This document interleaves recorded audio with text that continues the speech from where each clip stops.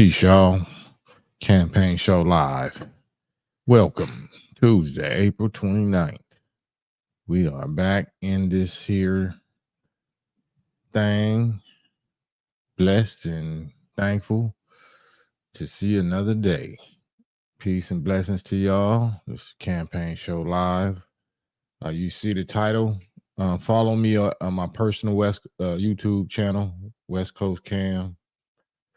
Follow me or subscribe to my personal channel, which is West Coast Cam, because I'm gonna start easing back on this page, this channel, with certain these current controversial topics, because I don't want to put a stain on my bro page, because he worked a lot. He put a lot into this channel.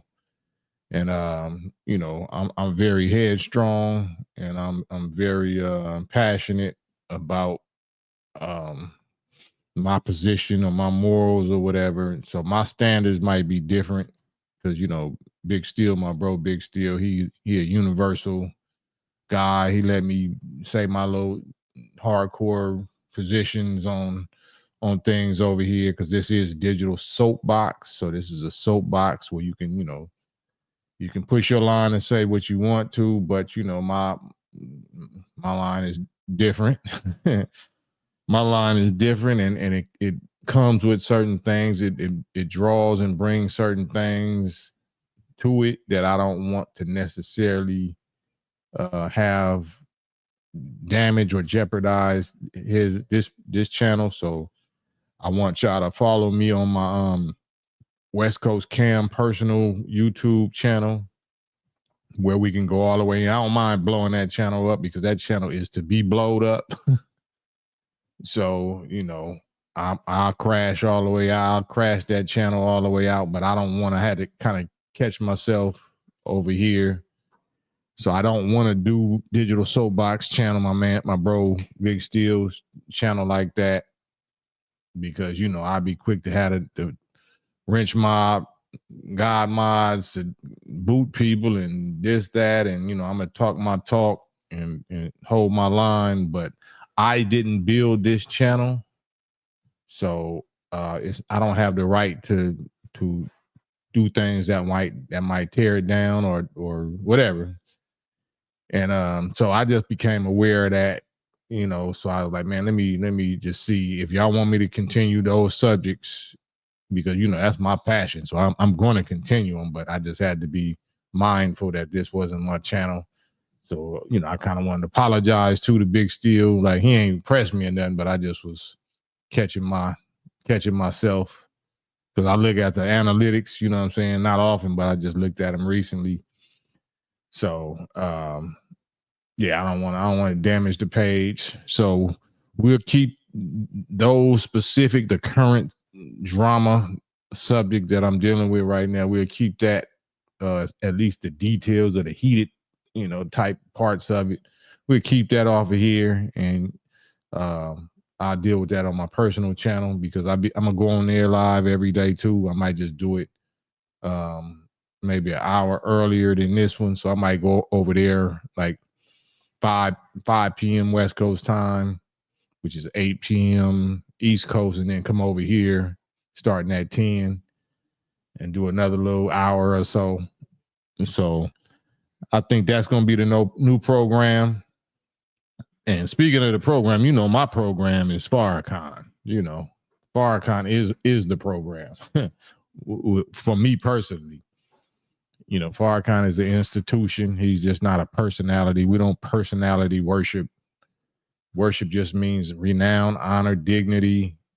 So we acknowledge that worthiness of Farrakhan because of his works. His works, not his personality. Every person is going to physically die, so you can't, worship the flesh. That's not what I'm talking about. But he is the program. Like people be saying, nobody bigger than the program. Well, he is the program that we all trying to live up to. When I say all, I mean in the nation, in the NOI, the FOI. So of course we push our line all the way, and we do it in the most civilized and humble and intelligent and brotherly way possible, but we soldiers, we warriors, and we soldiers, and we fight with those who fight with us, whether it's verbally, economically, physically, whatever.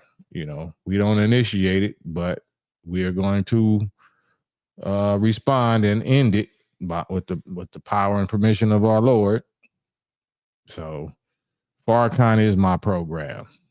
Farrakhan is my program. So nobody's bigger than my program in my mind. But that being said, yeah, just subscribe to my West Coast Cam channel, and then we can talk about whatever we want to talk about over here that we can talk about. I just saw that was a big blackout in Spain or something yesterday or last night. That yesterday or day before yesterday, a big power outage in France and Spain and Portugal and all that. Y'all heard about that? They saying that they don't know if it was a cyber attack or EMP weapon or something like that. Sign of the time, sign of things to come. Sign of things to come. I didn't hear nothing about it on mainstream news either. So I'm wondering what that's all about. I didn't hear no stories about that on the mainstream. I just seen it only on social media. And to me, social media is real life. I don't believe everything that's on social media, but I'm saying to me, for me, brother Cam, social media is real life. I can't say what somebody else do on social media, or they be trolling or running plays or, just clicks and views, or kicks and giggles, issues and giggles, or whatever they motivation or purpose is for being on social media. That's not me. That's not my program. That's not my purpose. That's not what I do. Same thing that you see me talking about here is the same thing I'm gonna talk about in public, in your face, in person, with a group of people, one-on-one people, whatever. This is really me. So that don't apply here. Anything, with YouTube streets and Instagram, Insta scam, a Fed book, and this it's all the same with me. But I notice though, like I said, if I'm pushing my reality real hard or real tough, then people take it, people take it more serious than they take somebody else. You can have Candace Owens talking about Christ is King. You can have Kanye talking about Sunday service.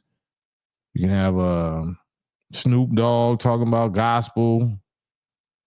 You know what I mean? You can have such as Israelites. You can have ADLs or small caps. You can have all of that. But when the Farrakhan programmers, when we start programming or so-called politicking, or like they say in the streets, then everybody, now it's too much, or it's this, or it's a threat, or it's this or that. Like, no, we ain't threatening nothing. We out here trying to wake up these babies. Matter of fact, let me share my screen and show what we really be doing. This is what we trying to be doing right here. That's what we up to right there. We ain't trying to be slandered and accused of doing this and doing that or whatever they be on talking about we do. This is what we do right here. What's that? Houston, Texas, H-Town, salute, Nation Products, and just so anyway, I'm trying to be. I got to be careful even to promote the positive, I guess, of my program. I didn't know my program was so threatening and so offensive, the way we defend our program. But yeah, it's about redeeming our people and getting out in these streets and stopping these so-called YNs. That's a terrible little initial. I would rather say YGs, young gods, instead of young ninjas. But yeah, we out here with our people doing our first work, which is to resurrect the dead. You know what I'm saying? Go after the mentally dead. Show them that we love them. Show them that we are them. We ain't fall out of the sky. We ain't fall out the chemtrail clouds. No, we came about the belly of the beast. We came out these projects. We came out the hills of North America just like y'all did. We ain't uppity. We ain't bougie. We ain't boule. We ain't elite. And we definitely ain't no sellout minions for some, some powers that be. This is what we do. This is what we are. This is who we are. This is where we are every day. So, yeah, that's that. That's that. So peace, man. Peace to Ma Jabril, Wrench Mob, God Moz, Nate the Greatest, Salute Blacktastic, 68. Big Adrian X, of course. Big Adrian X. Salute. Walaikum Salam, Donald Muhammad, KM, Walaikum Salam, Safi Ali. Walaikum Salam, peace to the gods. Yeah, the fruit is the best. Fruit is the best part. Fruit is the best part. And shouts out to some of the brothers that I was hollering at today. Shouts out to my bro G Malone, Glasses Malone. I was supposed to pull it up on him for his video shoot cameo, but I wasn't able to do it. Shouts out to Jurassic 5. You know, my pioneer, hip hop pioneer, fellow cold hip hop pioneers from the West Coast, Akil and them, Mark 7 and the rest of the bros. I apologize for not being able to pull up on y'all, but yeah, we we doing it, we doing our thing. But yeah, I don't. Other than that, man, like I said, I'm just trying to direct the heat, the hot traffic over there to West Coast Cam for those that that don't mind seeing me blow up that page, because I'm gonna blow that page up. I'm gonna burn that page. Will be getting struck out shortly. Therapy Radio or whatever with your piece. Salute. I ain't really got no topic other than that, so I'll put the StreamYard link in the chat if anybody want to get on, or if y'all just want to type something in the chat, because I gotta go easy now. So I guess it won't be much. Well, I ain't gonna say that. Well, it might not be much for the wrench mods to do. If I'm not gonna be offending nobody, because we on the offense. Don't make no mistake about it. I'm on the offense as a FOI. I've been on the defense and defending my program for the last 35 years, and the grace time for the BS is over with. So I'm definitely on the offense. So clearly I have been offending because I'm on the offense. But if we're gonna do that, we're gonna do that on my personal channel. We're not gonna do much of that over here. Not saying that we ain't gonna be controversial, but I don't want to jeopardize or interfere or wound or damage or taint no other business that No Big Steel got going on. So it's all good.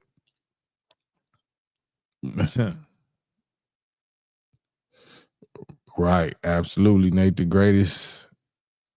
So all good. It's all good. King Z, walaikum salam. I see you, walaikum salam. So much I want to say, but I'm not. It's not that I can't. I just agree not to right quick. But we still can talk about whatever we want to talk about. But it's just I'm gonna be more G14. I'm gonna be more cautious with my answers over here. But if there's anything y'all want to talk about, I'm open for it. I want to talk about relationships, music, the football prank or whatever. What happened to Deion Sanders' son or something like that? I ain't been keeping up with that, but whatever y'all want to talk about, y'all can lace me. Let me know some current events, what's going on, and y'all can be the interviewer, because I don't keep track of that. I keep track of my program. So it is what it is.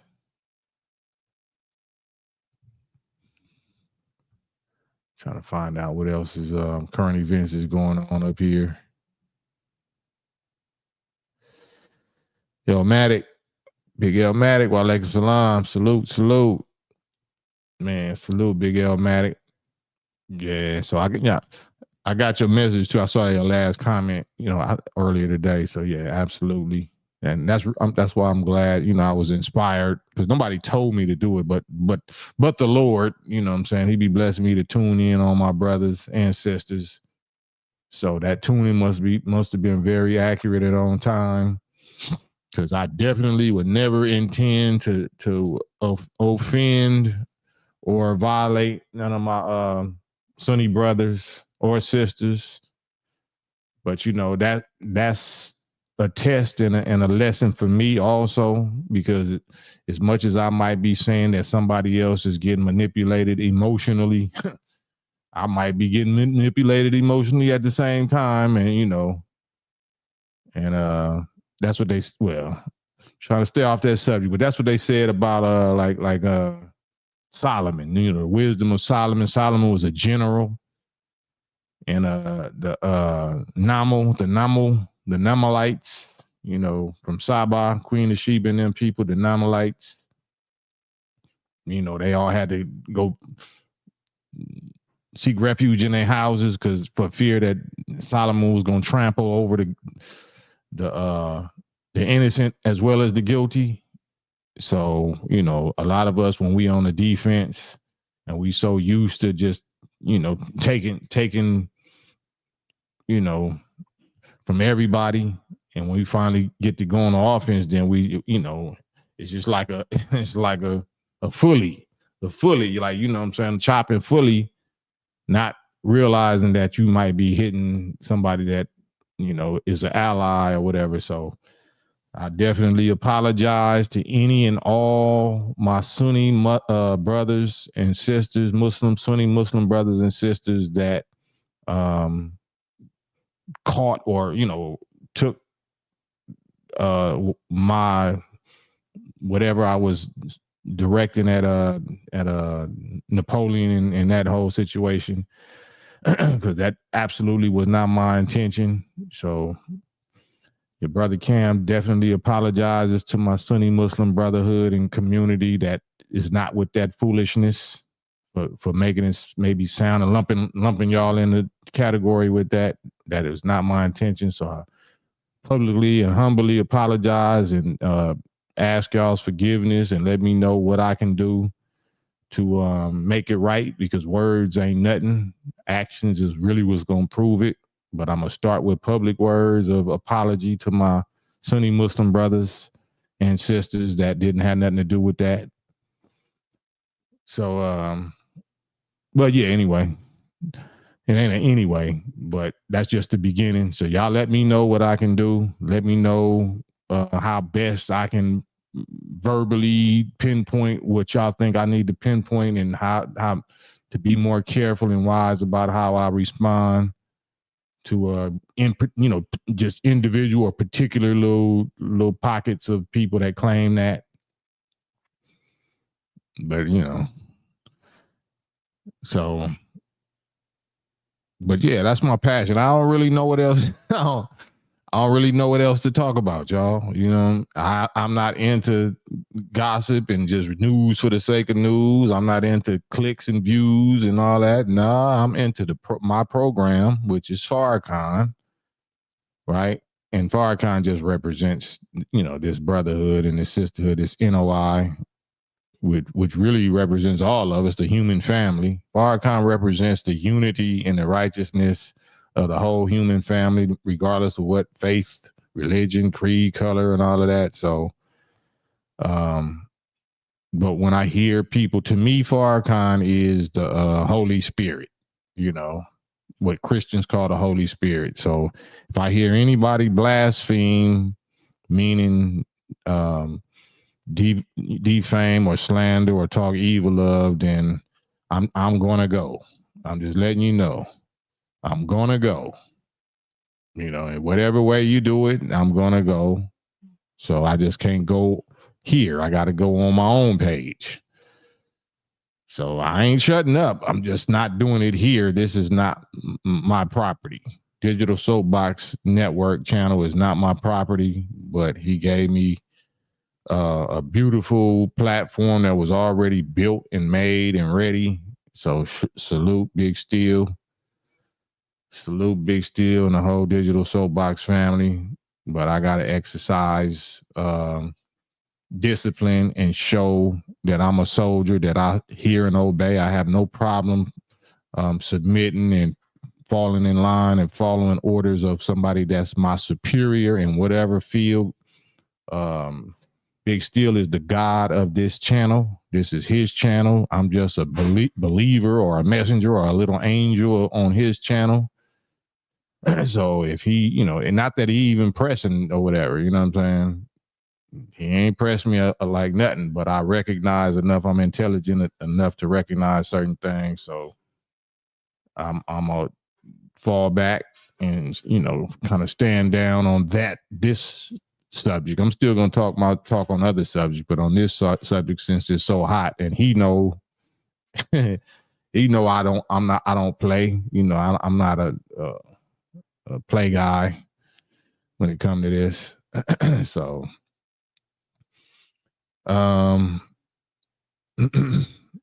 yeah. So that's all. Shouts out to y'all, man. You know, I'm trying to get on something that we could talk about. I definitely want to hear something that's going on on y'all's radar, on y'all's news feed, any newsworthy subjects that y'all see that y'all want me to talk about, or y'all want to get on here and talk about, and I'll listen. How about I listen for a change? Peace, brother Cam, Johnny. Peace, brother Cam, and chat, brother Sanchez, brother Sanchez was talking greasy about the minister today. Well, you know, you can tag him and invite him over here and see. Well, no, not over here. See what I'm saying? See what I'm saying? I'm immediately on go when it comes to that. So invite him to my West Coast Cam YouTube channel. We'll do that on my personal channel, my West Coast Cam YouTube channel. I'm not trying to bring none of that type of stuff over here to Digital Soapbox. You know, at least not for a while, because I think we're trying to establish something else over here right quick. So please invite him over to my West Coast Cam channel. And if he want to set some, I don't have no clue who he is. I don't know Bro Sanchez. I heard my brother Madan commit speaking of him. So I'm assuming that he's a YouTuber that got a following. So if he got a following, then yeah, we can definitely talk. But if he don't believe in nothing, like if his name is Brother Sanchez, then we can talk. Meaning if he claims he believes in a God and he has a brotherhood or a community or whatever, then we can talk. But just some random atheist type dudes, like I don't care if you talk greasy. I don't care if you talk greasy. You know, because you're trying to hold me and my Messiah to a certain standard, but then you don't claim that you have one that I can hold you and yours to, then what's the point? What's the point? I can show you my God. I can show you my Messiah. I can show you they works. I can show you the proof. I can show you the fruit. You can't show me yours. So all you got is a loud mouth greasy talk. Then I can't do nothing with that. I can't stop nobody from talking greasy. And I'm not going to chase down nobody or everybody or anybody that's talking greasy. All right. Talk greasy. Get your YouTube check. Get your, you know, likes and views or whatever you get from it. That's cool. For the love of Dee, after you decided you were finished with rap, what endeavors did you get into? Off top is just housing, just real estate, property, real estate as far as money, because we all need land, no matter what. We need land. So real estate don't necessarily mean houses, but lots, property, lots, land. So I would encourage anybody, you know, even if it looked like it ain't developing yet, it's a little part of town, or state or city or something that ain't developed yet, buy you some land. Buy you a acre or two, or as many as you can get your hands on. So land is what I'm into, and then my son is into stock options trading and futures trading. But yeah, real estate and trading.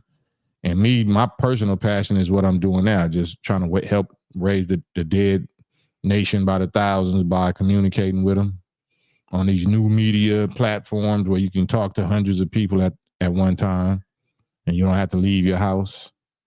So those are the main endeavors that I guess I'm guessing, financial endeavors that you're asking of. Are there any other businesses besides your website? Not to speak on because of the controversial nature of my leader and my program. Our business is warfare, and our warfare is business. So a lot of times, most times, we don't speak on our military strategies or our business strategies or our business moves, because it's like an ultrasound. If you got babies, that you growing, or babies that's in the oven, you got businesses or whatever that's developing. The more ultrasounds, the more you show people, you know what I'm saying, the more damage you're going to actually be doing to that baby. So success for most of us, especially in a time of war, is in the ability to keep our mouth shut, the ability to keep secrets. Secrets are not evil.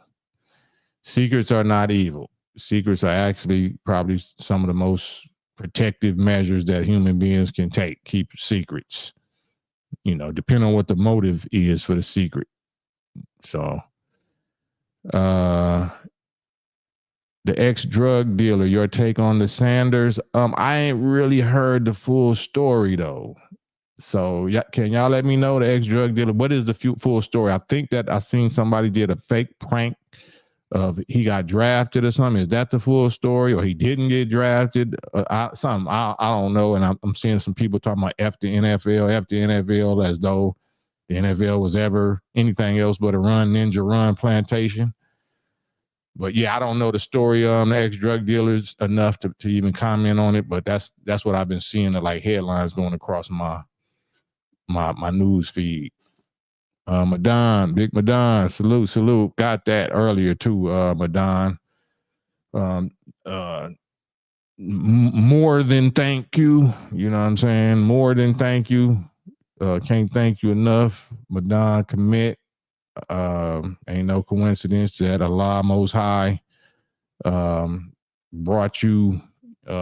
We willed each other into our circle at this time in history. But yeah, I got that, Madon. Thank you.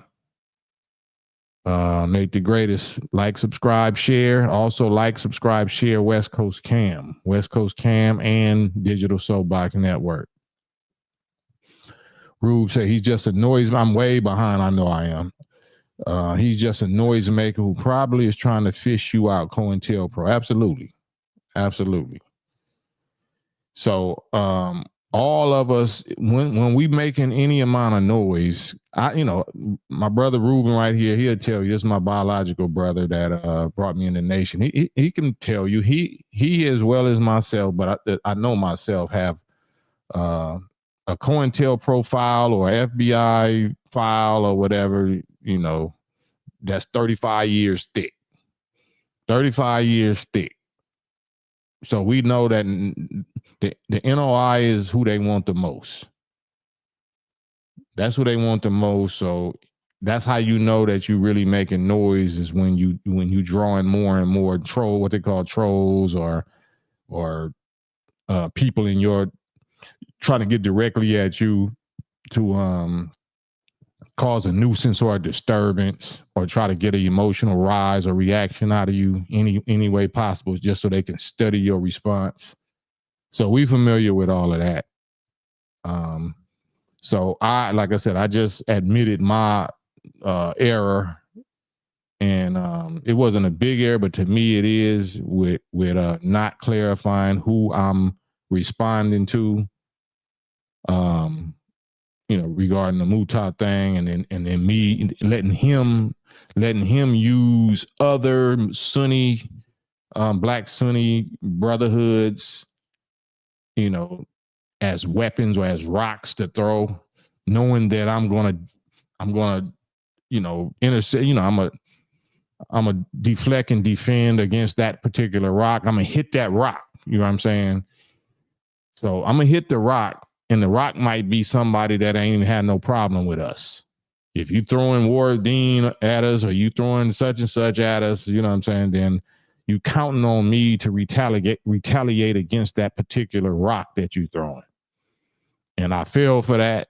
And that's why I was on here apologizing, because I really didn't have no problem with Ward Dean community or no other Sunni brotherhood community.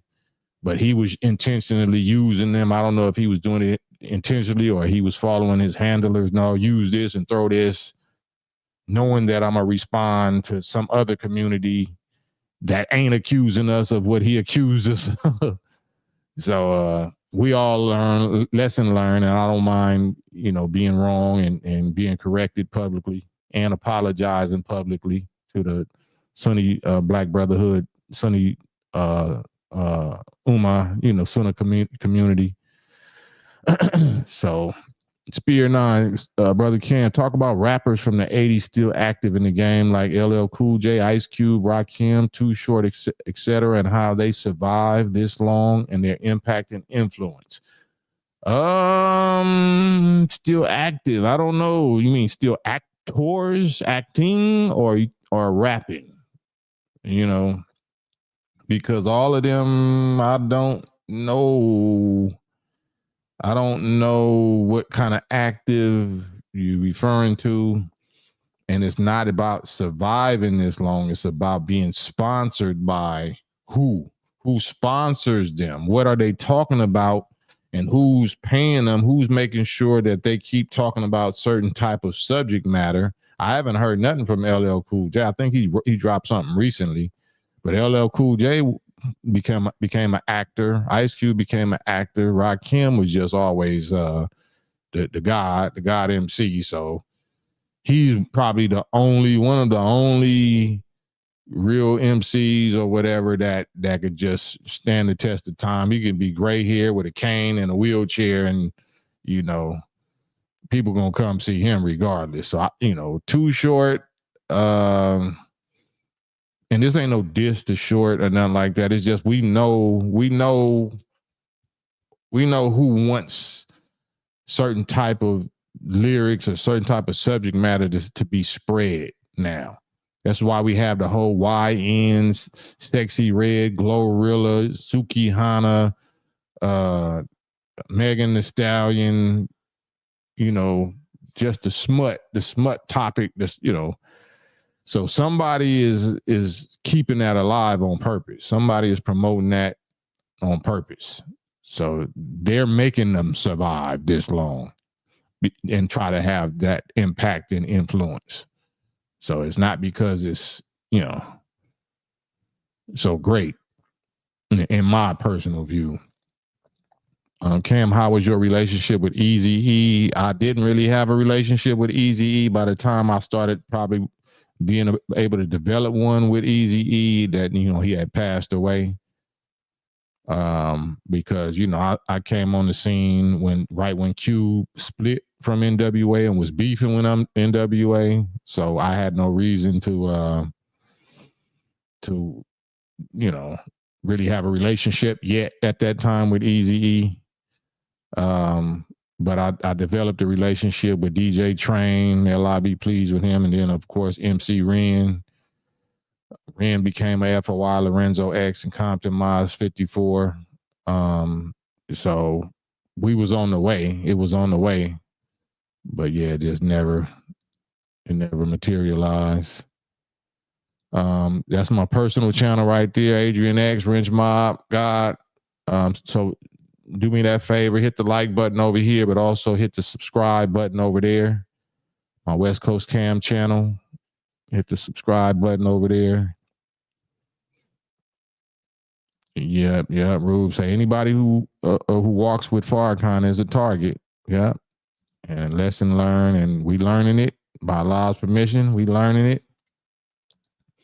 Blacktastic 68, right? The freak nasty so-called rappers. So that's, they're not surviving. They're being kept.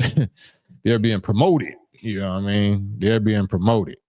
So what happened to all of the strong Public Enemy, Righteous, Black Medallion, African Medallion, X-Cap, all the Black revolutionary rap that we all grew up on in the late 80s and all throughout the 90s? What happened to that?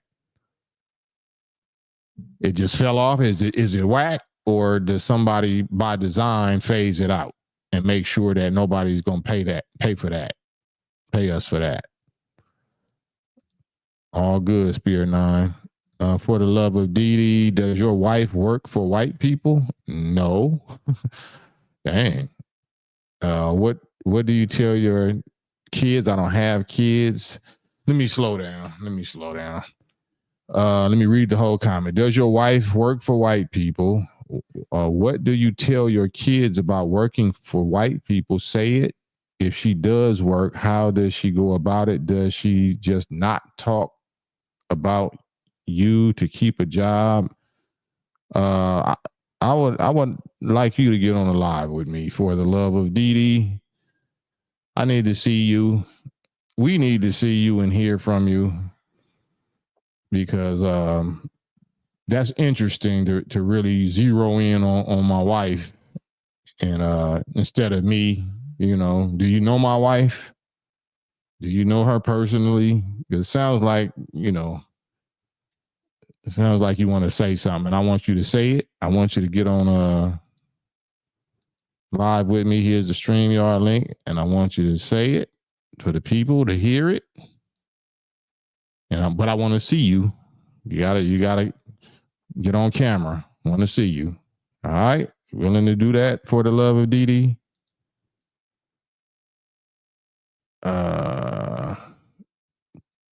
Maniac Cold Supply, Peace. Your last two albums, Super Fire. You don't promote your music more. Why don't you promote your music more? Because I know it's the industry and all of that is controlled by the opposition's a small cap. So yeah, I just don't got the passion for that. I love the music, but I'm not interested in the music business or the people that's in the music business, the people that you got to go through to get your music heard and all of that. So if I just put it up on my Instagram or something like that, and that's that. It's gonna do whatever it's gonna do.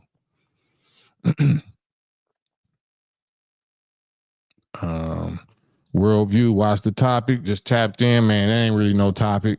We just here talking, chopping it up.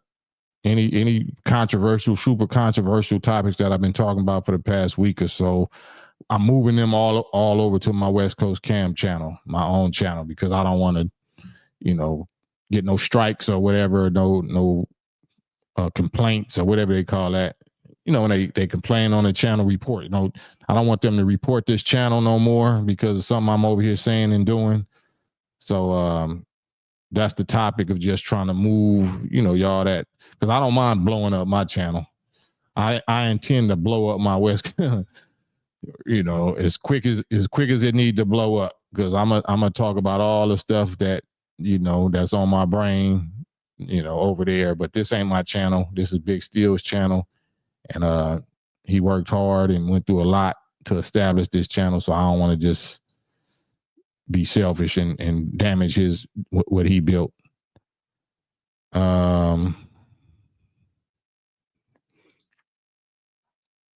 Blacktastic, for the love of, go live for the love of Dee. Hop on a live. You can ask me. It don't mean I'm gonna answer it. I just want to see you. I want to see you. I want to hear what I want to hear you ask what you typed, or I'll put it back on the screen and you can read it. But I want to see you. For the love of Dee, I want to see you. Brother Cam, do you agree that rappers started in 2010s won't be relevant in 10 years? Some of them already ain't relevant, right? They hot right now. While they hot, they not relevant, right? Nah. I don't even know that America will be even America in 10 years. So it's a lot going on. It's a lot that we don't know that's going on right now. So yeah, I don't. The short answer is no, absolutely not. They won't be unless they're talking about something relevant. If they're talking about something universally relevant, then maybe so. But I don't see it. Yeah, I don't see it.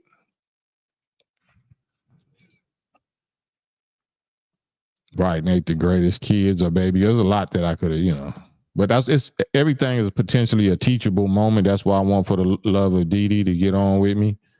But you have to show your face. You have to show your face, and we can answer as much of your question as I can answer.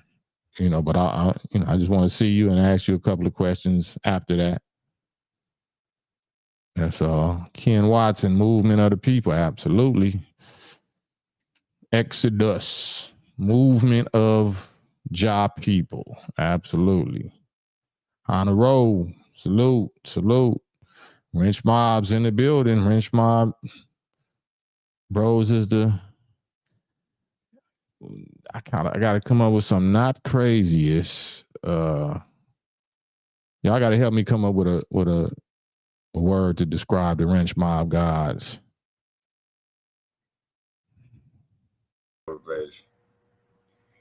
Yo, Cam, salute, man. Man, salute. Tennessee, what's good, brother? Man, I am glad you finally doing your own platform. I'm glad that it happened like that because you need to have your own platform, and I'm glad you got West Coast Cam going on. Oh yeah, man. I'm gonna blow it up though. It's not gonna last. Dog, but the thing is, don't worry about it because they already got a target on you trying to make it not last because you speak some trill. You know what I mean? You Yeah. can't please everybody, man. Oh No no, I don't matter want to what you please do, everybody. That I you don't know. want to please everybody. And Oh, you hey, gotta, you you gotta, know, you gotta, I think I'm way worse than you. you gotta delay. You got Oh, like a oh, five you second hear me? delay. You gotta turn your other device off that's Hold playing. on. Let me turn it like that, and then I'm good now. I'm good now. Say Am I something. good now or no? Yeah, I think Mic so. check, mic check. Yeah, there you go. Now Hey, you real time. okay. I'm glad because me, I think I'm worse than you, dog. Cause when you doing something good, man, they gonna attack you no matter who it is. You know? Well, who is they? No, I'm saying whoever you said you probably offended. Well, that's what I'm saying. We're talking about the different days, so I'm not worried about just anybody. We going after the head. We going after the boss. We're not going after the minions or the puppets. We're going after the Yeah. master, the puppet master. So I don't care what the minions is feeling or the puppets or the pawns. We're going after the king and the queen. And that's what I'm talking about. And I'm glad you finally did your West Coast Cam. I'm gonna go over there and support it fully, man. I'm like, man, don't worry about it. You got this. You know what Oh, you're nigga. doing. You But got this, man. I kind of figure you probably knew it was coming. oh yeah, I Kind didn't of know it was going. I didn't surprise it lasted this long, but because this is YouTube, so YouTube, Fedbook, Instascam, all of them is ran by the same people. We just see what they did during the pandemic, what they did yeah. with free speech and people that was having complaints about this and complaints about that. So we thought that Trump was gonna free up the whole censorship thing because he had Elon Musk over there on X or Twitter. But apparently, Mm-hmm. from what we've been seeing, that allegedly it looks like they made him an offer that he can't refuse, and he's back. Well, I don't know. I ain't gonna say that, but No, I the hey restrictions Cam, I'm gonna tell on you the truth. the It be the restrictions on people in social your media is back up. I'm telling you the truth. It be the people that's closest to you that be doing that. They be doing what? They're trying to sabotage your situation. Oh no, not that. We talking about something different. I just told you who's trying to sabotage our situation. Okay, with that. Yeah, but Yeah, the enemy is not my enemy is not the little minions. They are enemies, but they're not the we don't even really pay no attention to them. We just know that they are the like the little canaries in the coal mine. They the little stunt dummies, the little crash out dummies that they use, that they send. So the fact that they being sent lets us know what the senders is thinking. Yeah, that's my whole point. That's the point I'm trying to make. And I'm glad you got the West Coast Cam thing popping.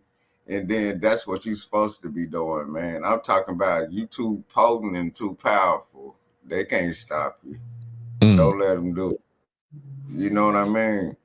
Yeah, no, it ain't. They can't stop. They can stop a social media platform. They can, so that's whatever. Like we really in the street. We really raising our people in in the hills of North America every day. So it's gonna be whatever it's gonna be. Pop Tray 2 Trays podcast say assalamu alaikum, bro Sanchez is doing a live right now about the NOI. Has Madan informed you about that? No, somebody else did. Was it Madan? Somebody did. Who is this going after the NOI right now? Like, what is that?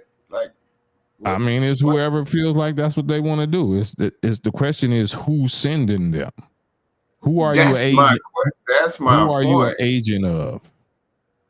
That's right? The thing I'm saying, man, because it didn't come out of nowhere. It could be somebody like, get your hands out my pocket type.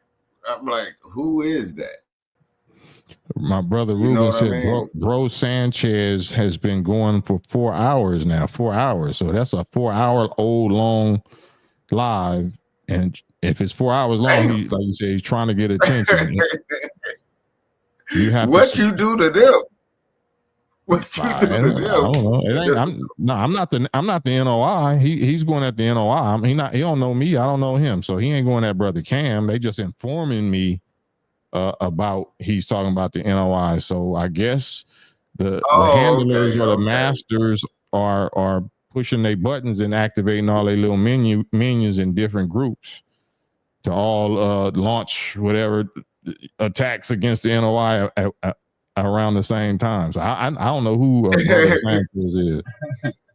When did all this start, man? What did you say? Like you were saying something. It's not me. I don't know, dog. I'm just saying, like you pissed somebody off. I don't know who you pissed off, but I don't think it's me. I think it's you just hear me respond, but it's not me because I didn't initiate these people to start talking about us. People been talking about us for years or whatever, but it's just if they hear right now that I responded to one of their top one of their top dancers. Yeah, one of their top goddamn it. Yeah, I responded to one of their top dancers. Yeah. Then they might be mad about that, but they've been doing whatever they're doing. Hey, but you know what, Cam? This is the part of the game. You already know what it is. You already know what it is. You know who sent them, but you just you know who sent them. You know what I mean? Yeah. But that's what it's not going to work the way. Like the spell is broken. The curse is broken and the spell is broken. What used to work for them, this is why they enraged, because it's not working no more. And they're being uncovered. They're being uncovered for because you got the internet now. You can't just sit up and hide it no more. Hold on 1 second. Can you see? Madame, peace. And then yo, Cam, salute. Can you hear me? Yeah, I hear you. Peace. Was that you that told me something about the Bro Sanchez, or that was somebody else?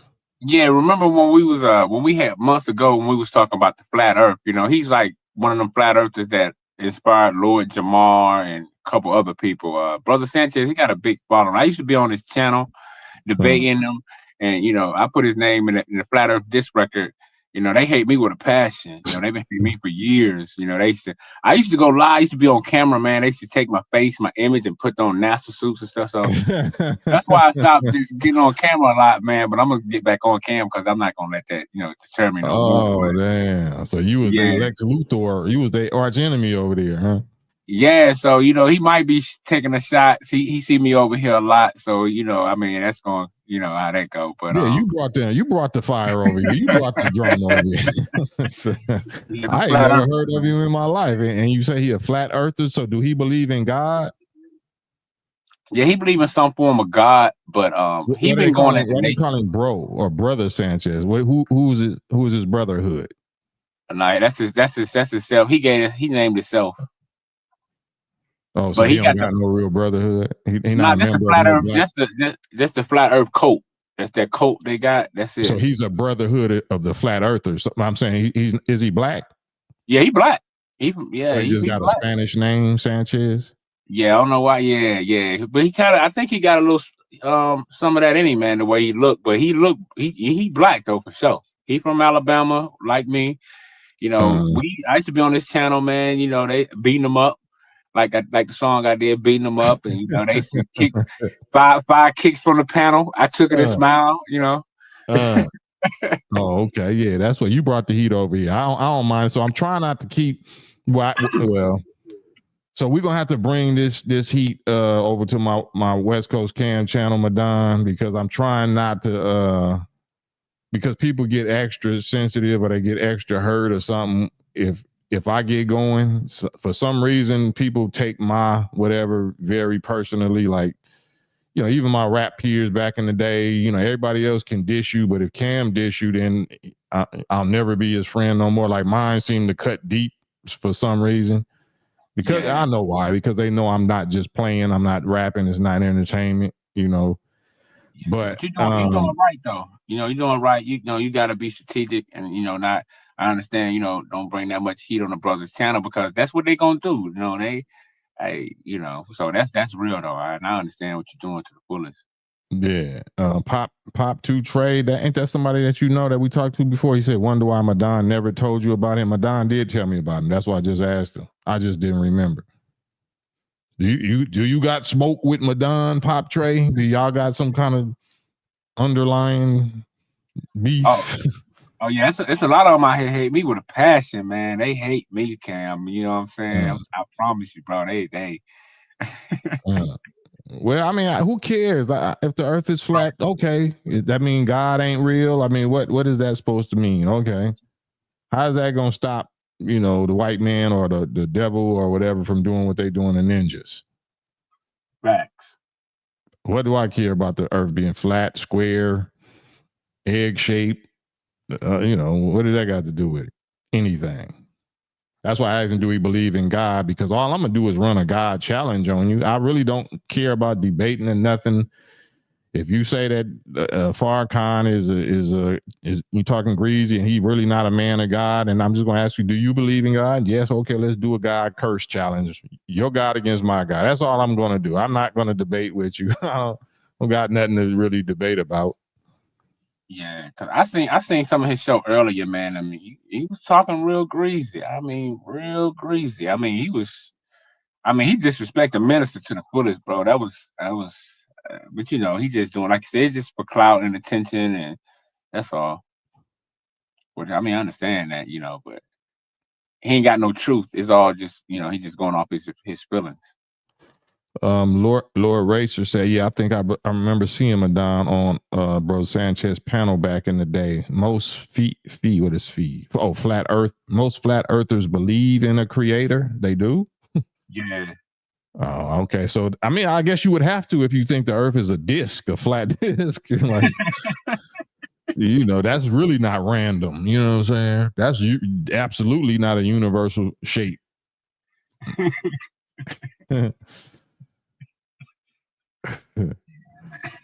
Rube said they trying to draw out Santino, right? All of the zealous hotheads, you know what I'm saying? Tatalia's a pimp. He could have never outfought Santino. I'm saying it's Barzini, is behind it all along, or Hyman Roth. So yeah, we already knowing.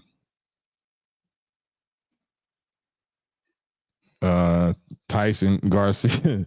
Tyson, well, I ain't gonna spread that. I mean, I guess we could joke. Tennessee Tyson Garcia say I see you looking like an 80-year-old Terrence Howard. I'm gonna mute up. I hit the there you go. Tyson Garcia. Hold on, Tyson Garcia.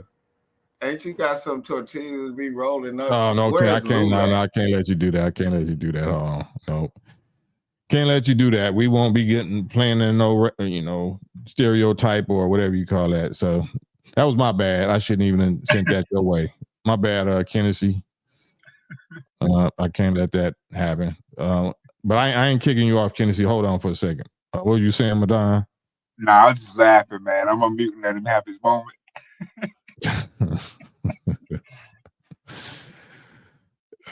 He said, you're not Latin, but still, he said he said something though.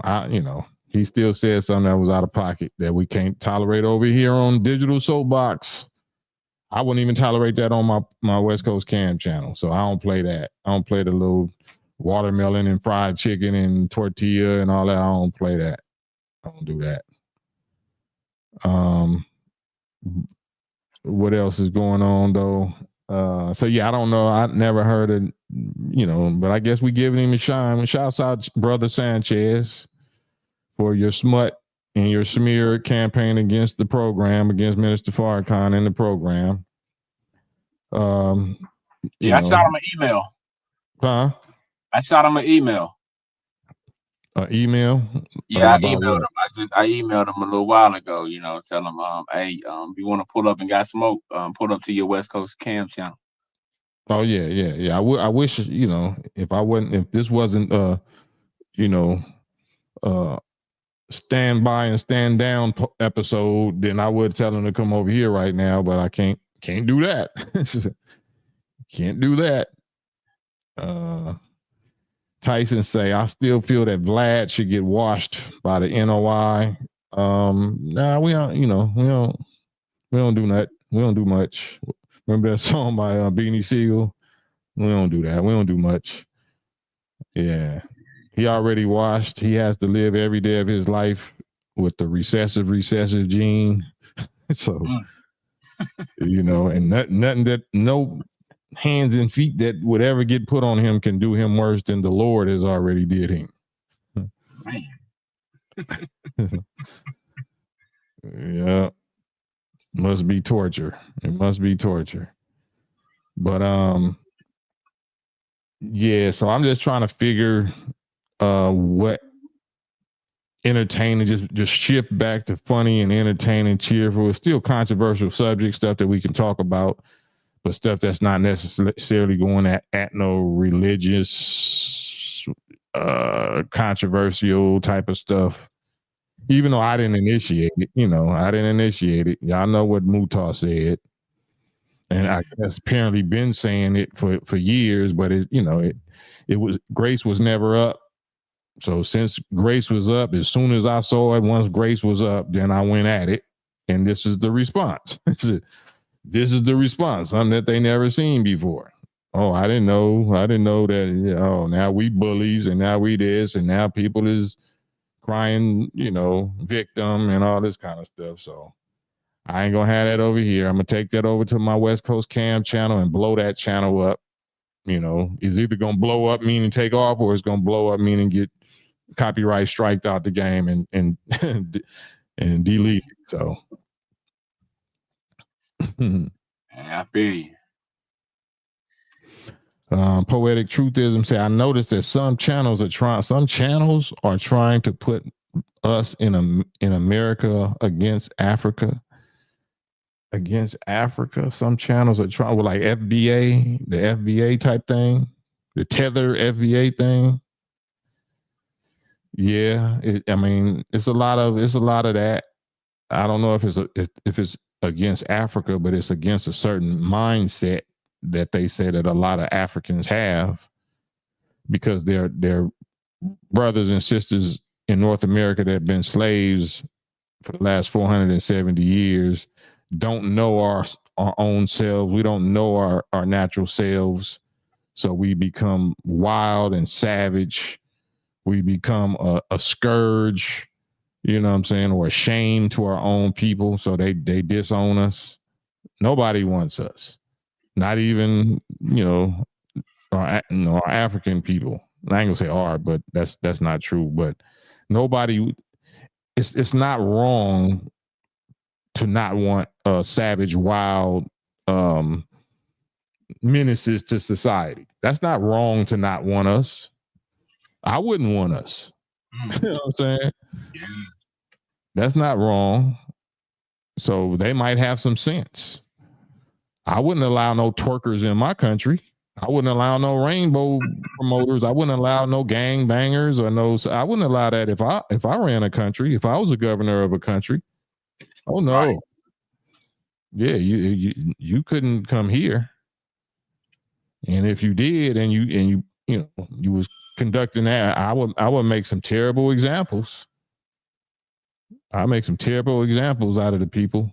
It'd be some down there. I don't know if it's Sharia law, but it'd be some demonstrations. Anybody that wants to repeat or copy, this type of activities in my country. Yeah, it'd be some Congo swear. Had to bring them down to Congo swear. You know what I mean? So yeah, no, I don't play that. So foundational Black Americans, Ahmad Jabril, like, I understand that works here. That only works here, I guess. I don't even know if it works, but that title is only identifiable here if I guess you're trying to petition the American government to give us reparations. Reparations is not coming through no political movement named by just somebody. That's not, reparations is not coming like that. Right? That's not going to happen like that. You can't just nominate or create a name of a movement and think that Satan is stupid enough. Well, actually, he might try to do that. He might try to do that just to spite the Nation of Islam. You know what I'm saying? He might try to give FBA, organization like Black Lives Matter and acknowledge that as the real people, recipients that should get reparations or that shit. And then the Lord of the heavens and the earth is going to use rain, hail, snow, and earthquakes to destroy that whole process. So, yeah, I could see them actually acknowledging FBA and trying to act like they're going to negotiate reparations with them. I could see that. Yeah, most definitely. Pop Trey too says U.S. wants to get rid of Abraham Traore or Ibrahim. I don't know who that is. Use our brother to announce it to the world. The choice is coming. I'm not up on that. Who is Ibrahim Traore? He's talking about the president of Burkina Faso. Oh, okay. What did he do? Was something happened with him recently?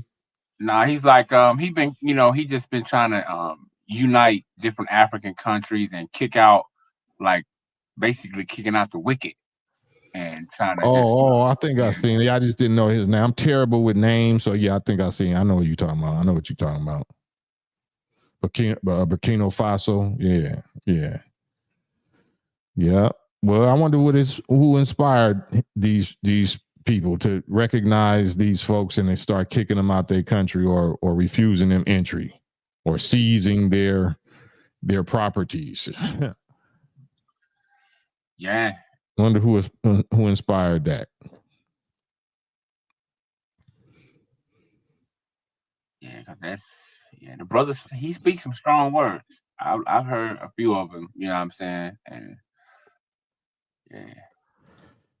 Rube says the supreme test of a god is the ability to make things go right. Yep. Make things go right. But if most of us have been mind effed to think that conceiving or seeing yourself as a god is blasphemy or shirk or paganism or worthy of eternal damnation, then you're not even going to acknowledge who and what God really is, right? And the test of a God, you already are speaking blasphemy to certain people. That's already shirk to certain minds that have been stained with the paralyzing lies of somebody else's influence. Duke, Big Duke, Walaikum Salam, listening in Montreal. Is that Canada? Montreal is Canada, right? Yeah. Salute from Montreal, Duke Eatman. Your past 3 shows on that subject was pure facts and deep science. Organic knowledge is sure enough. Thank you, man. Thank you, Big Duke. Follow me on my personal channel, West Coast Cam. Still tune in here, but follow me on my personal West Coast Cam channel because I'm gonna be going into more and more detail and just burn that channel all the way out with the fiery facts and the passion of Allah and his messenger, his Messiah, and his angels. I'm gonna be doing that over there, but I'm not gonna jeopardize this page over here because Big Steel got too much other stuff going on this page, so I don't want to get the kicking people off of here and blocking them, and you know what I'm saying, having people report this page because of something I said. So that's what's going on these days. So, yeah, they're gonna tell that. Yeah. Spear 9, Katy Perry fake space landing. Oh yeah. So what do y'all think about that? Was that fake? The whole Blue Origin space flight with Gail King and all the rest of five other females. Spear 9 says it was fake. Fake space landing. Shannon Sharp sued for $50 million. Dang, by 3 times younger white girl, not even talk politics.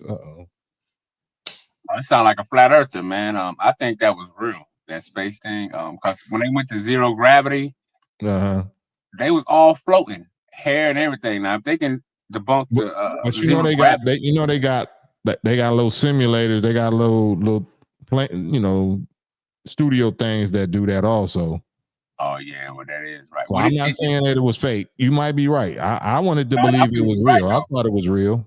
But at the same time, you're right. They do got that. But they showed them during the takeoff. You can see them sitting in there. But they couldn't fake that too. I don't know. They can fake. It's Hollywood, man. The Hollywood and plus AI. Hollywood plus AI. Yeah, but I think it was real because you remember when you played how they was coming down screaming. Yeah. So I mean, we'll see soon enough, I guess.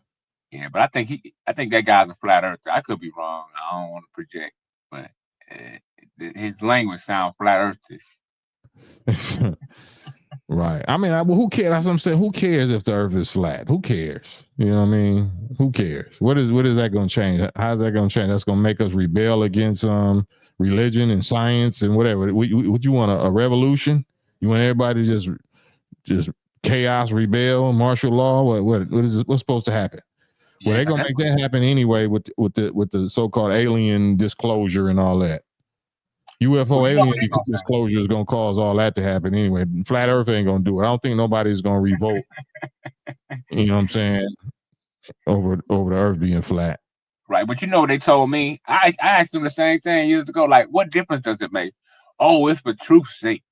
We can find out the other lands that they hiding in. We can find out all the monsters. If they didn't let you, who gonna let you in the other lands? Right. Because they already claiming they won't let them in Australia, but the European boy just debunked that when he offered them a free flight to go to Australia and wasn't no flat to do it. Man. People think they went to deep space. They went up like 60 miles, but who knows? Right. I mean, the Honorable Elijah Muhammad said that if when back in the 60s, late 60s, if they get to the moon, they're gonna find out there's nothing on that moon of that they put there, that's our moon and that's our Mars. So back in the 1960s or 69 or whatever he's talking about, or 70s, well, it had to be before, so it had to be like 68, maybe 69. The Honorable Elijah Muhammad wasn't necessarily saying that they didn't go. Like he was questioning. He knew they was liars and deceivers, but if I'm not mistaken, he kind of suggested that they might have went. If they went, they definitely lying. That whole launch and space flight and one small step for man and mankind, all of that was cap. That was a cap. That was a studio, but they might have really went there using some other technology that Master Fard Muhammad sent down to them way back in the 40s. So yeah, they definitely might have went. Yeah, because I was last night I was watching something NASA released, and what it did, it showed every spacecraft that they sent out, it turned back and looked at the Earth. So it showed the Earth like when it was, different probes they sent out that went by Saturn and looked back at the Earth. They showed one that went to what they claim the edge of the universe, and they used the one from Mars. And it's mind blowing when you see that, man. And like when you just think of how minute the Earth is, and then when from Mars, Earth looked like this a regular star like we look at. And right. Spear 9 said they could fake it in 1969. Why not do it in 2025? Well, they might. Where's a couple of answers to that? The answers that I don't know if y'all been seeing me post certain things in the Quran that talk about the strong guards and flames that guard the lower heavens, right? So according to them, when they answer the question, they're conspiracy theorists or certain whistleblowers in NASA and in the United States government. They said that they was warned to never come back. If you come back, and apparently, allegedly, some demonstrations took place that to some of them that they won't ever be able to come back. They won't be able to come back to life because they got unalived and they got warned to never come back. So even if they knew how to come back, they were not going to come back, because if you tried it, because I remember in like 1986, 87, when they start trying to, make Challenger space shuttles, all of them start blowing up as soon as he got to the, in orbit. Mm-hmm. So, and I don't know if y'all seen some of the disclosure projects or some of the declassified alleged stories or videos about certain rocket or missile tests, and they went to the low Earth orbit, and then it showed a little wheel UFO come in the frame and go around his way, shoot a beam, run right that way. And this is while it's going like 17,000 miles per hour. And a wheel came into the frame, flew in, it's going 17,000 miles per hour or something like that. And a wheel came from nowhere, flew into the frame at that speed, stopped, went around the thing, shot 2 or 3 beams, and then took back off. And the missile, tumbled out of orbit. So that's what the Quran said is out there. The Quran said guards with strong guards with flames is out there that's guarding the heavens, that's guarding the lower heavens, that won't allow no devils to penetrate. Yeah, so you can take it as you can take it as they just don't have the technology, or you can take it as that story right there. I tend to think there was the second story that I just told, that guards is keeping them from leaving the atmosphere. Not a firmament, not a Christmas bubble, like a flat Earth inside of a glass Christmas bubble. And no, that's not what's stopping them. Yeah, what's stopping them is them angels. I'm glad you cleared that up, because they would have took that and ran with it. Right, how can it be flat? Rube said if the Earth is flat, that'll make it easier to sweep the wicked off the planet. Right, you just. But y'all saying that it's a bubble. They saying that it's flat, but it's inside of a bubble, right? Or inside of a globe. Well, that's still round then. That's still round. If it's flat inside of a bubble, that means it's still round. The firmament, if the firmament is a dome or a globe, that means the Earth is round. Right, and I would think all the meteor shower would crack the top of that dome, but I don't know. But Hey man, no. hey man, hey. And them flat earthers is something serious, man. Man. But I want to explain hell. Why do we have golf? How do golf ball size hell is so perfectly round when it comes out a lot of times, Or why ain't flat discs of hell? Yeah, like we don't like pancake hell and shit. You know what I'm saying? Discs. Like little plates. Hail plates. You know what I'm saying? Frisbee hell. Yeah. I mean, hey, that's great. That's a great question.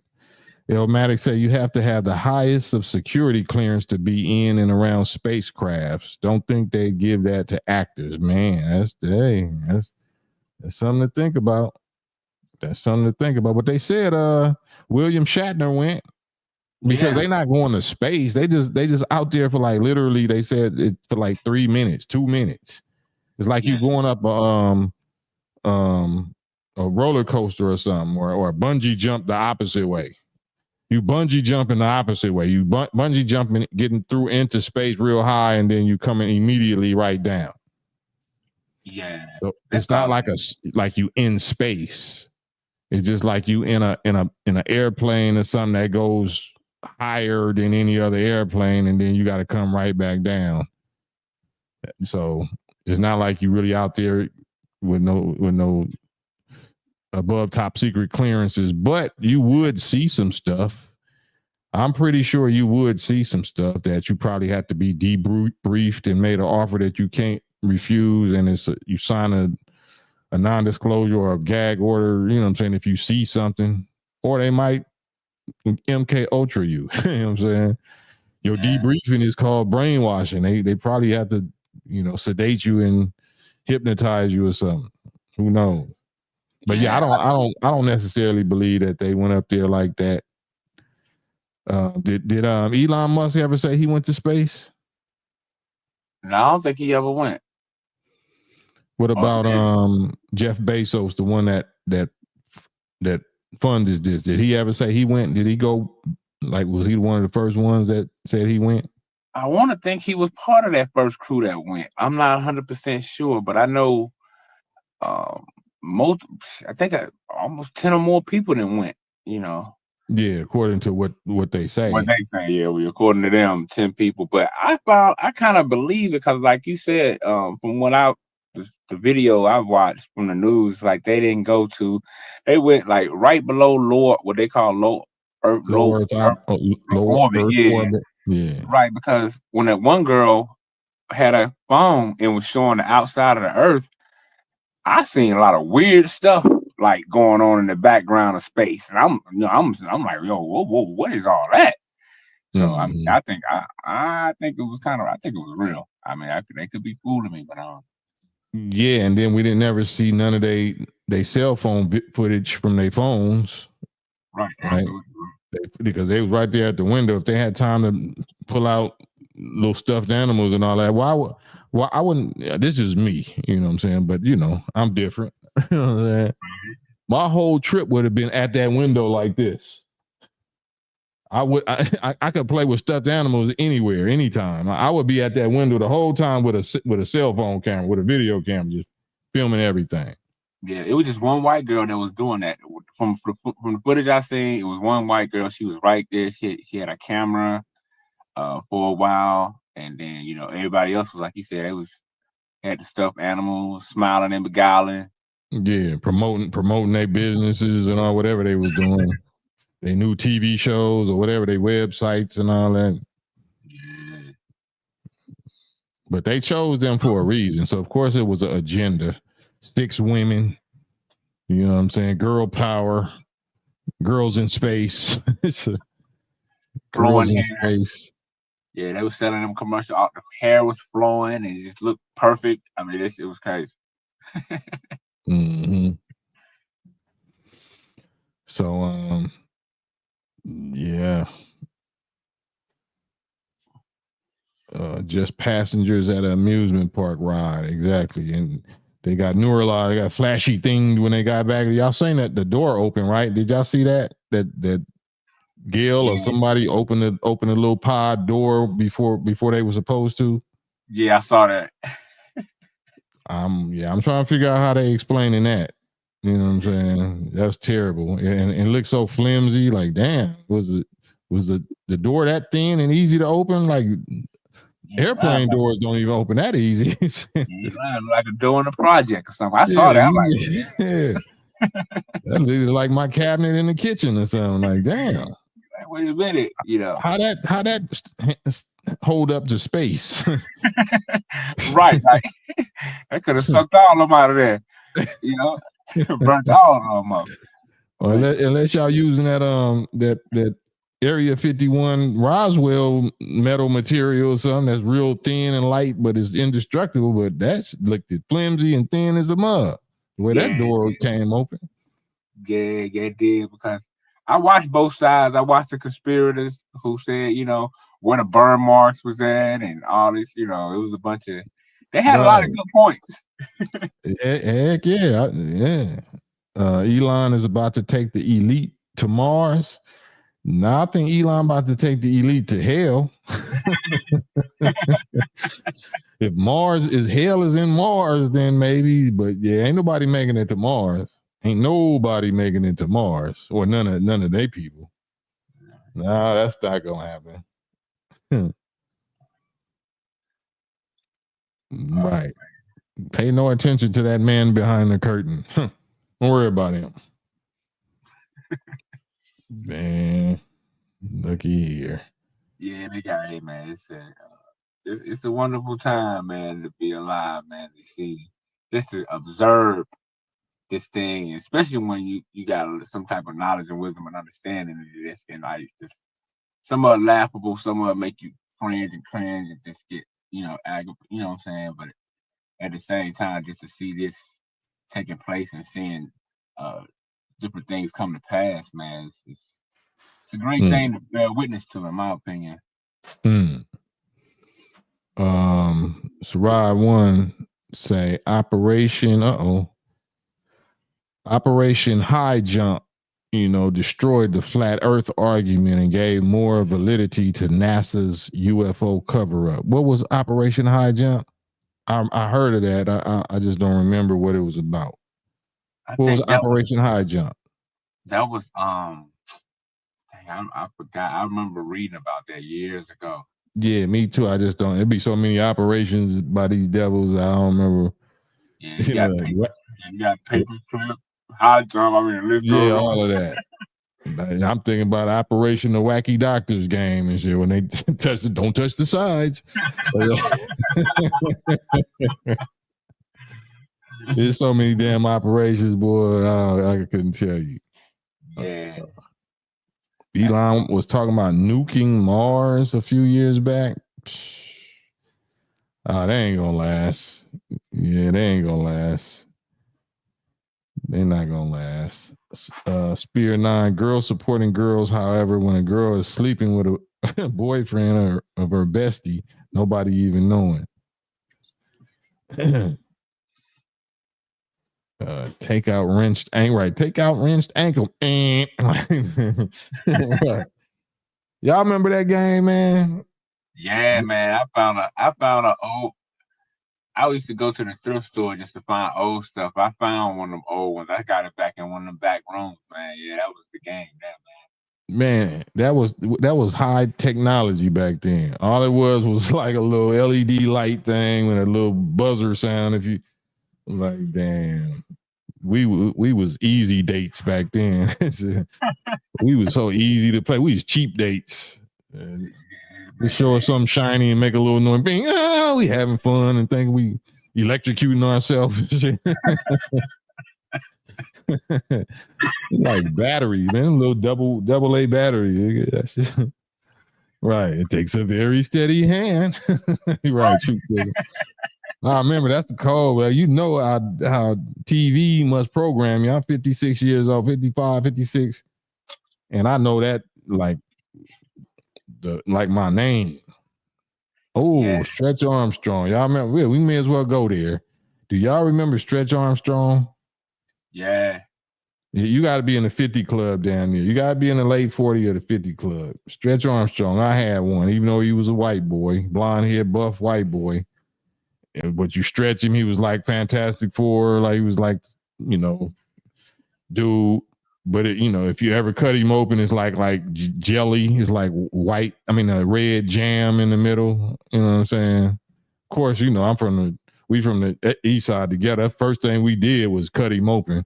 Right. You had to see what's going on with this guy. Right. It wasn't no Stretch Armstrong. It was Stick Armstrong. It was Stab Armstrong. Yeah, man. We was reverse engineering back then. Yeah. You didn't know it. Well, yeah. It was Dissect Armstrong. Well, and Evil Knievel. Remember the little Evil Knievel? And that nigga. Yes, I caught on late. I was born in '79, but I had an older brother that's I got an older brother that's your age, so his hand-me-downs is what we played with. So that's how I remember Stretch Armstrong and some of that stuff like that. Man. Yep, Hungry Hippo. Man. We were so easy to please. We was cheap dates. We were so cheap dates.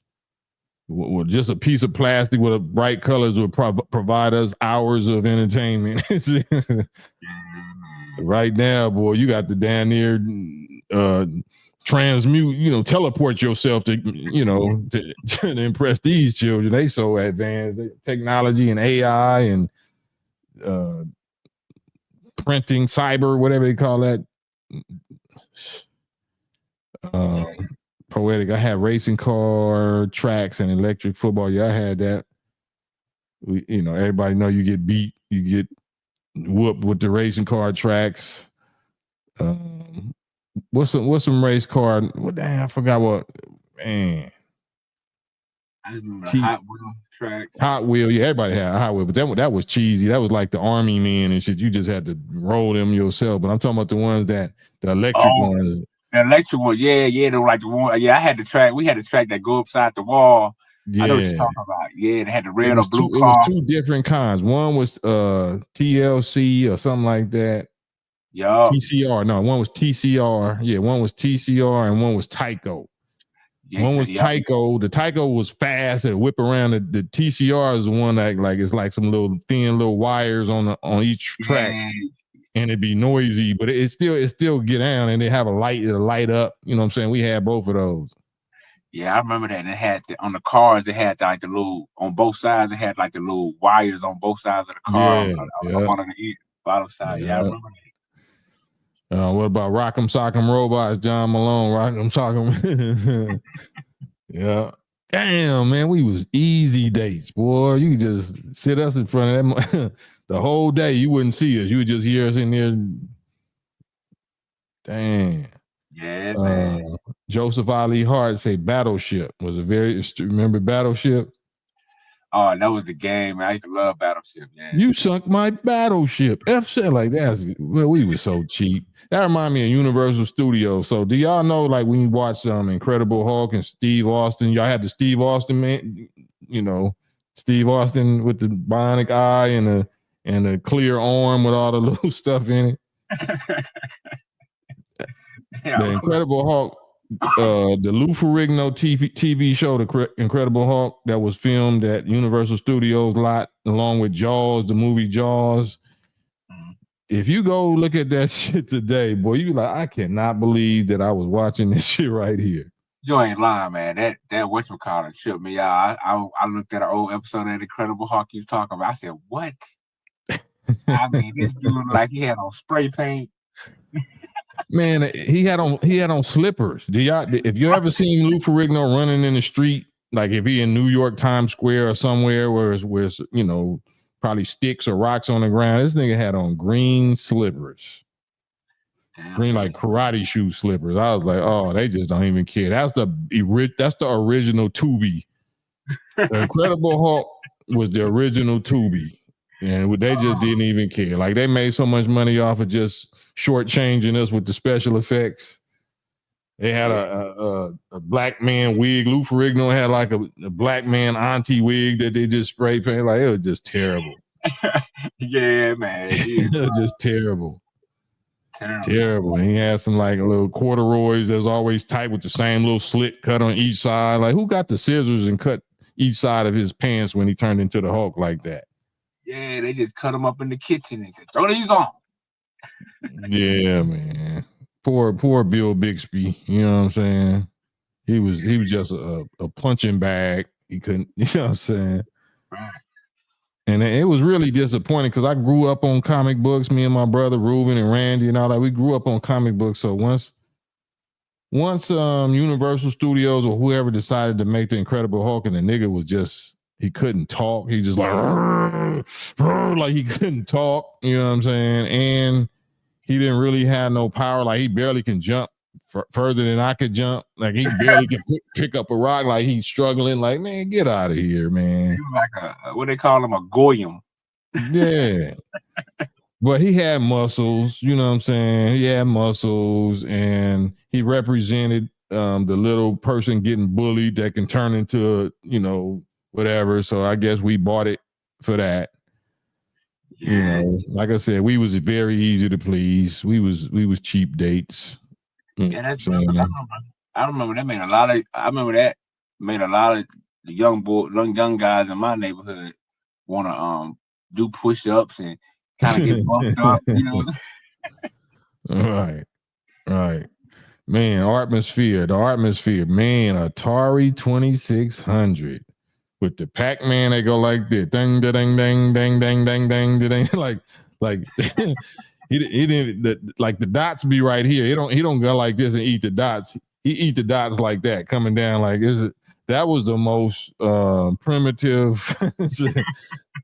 That was the most non-technological primitive toy that I ever seen. That was the most disappointing. Like that's Pac-Man, man. If you don't get to tell about it, but what's the one? Nintendo, was it Nintendo? No, before it was a Nintendo, it was a Atari 2600 and something like a 5200. There's another version that got better, and then I forgot what, and then Nintendo just knocked them all the way out the game. But it was something that came right after Atari. What was that? What was that company that came right after Atari?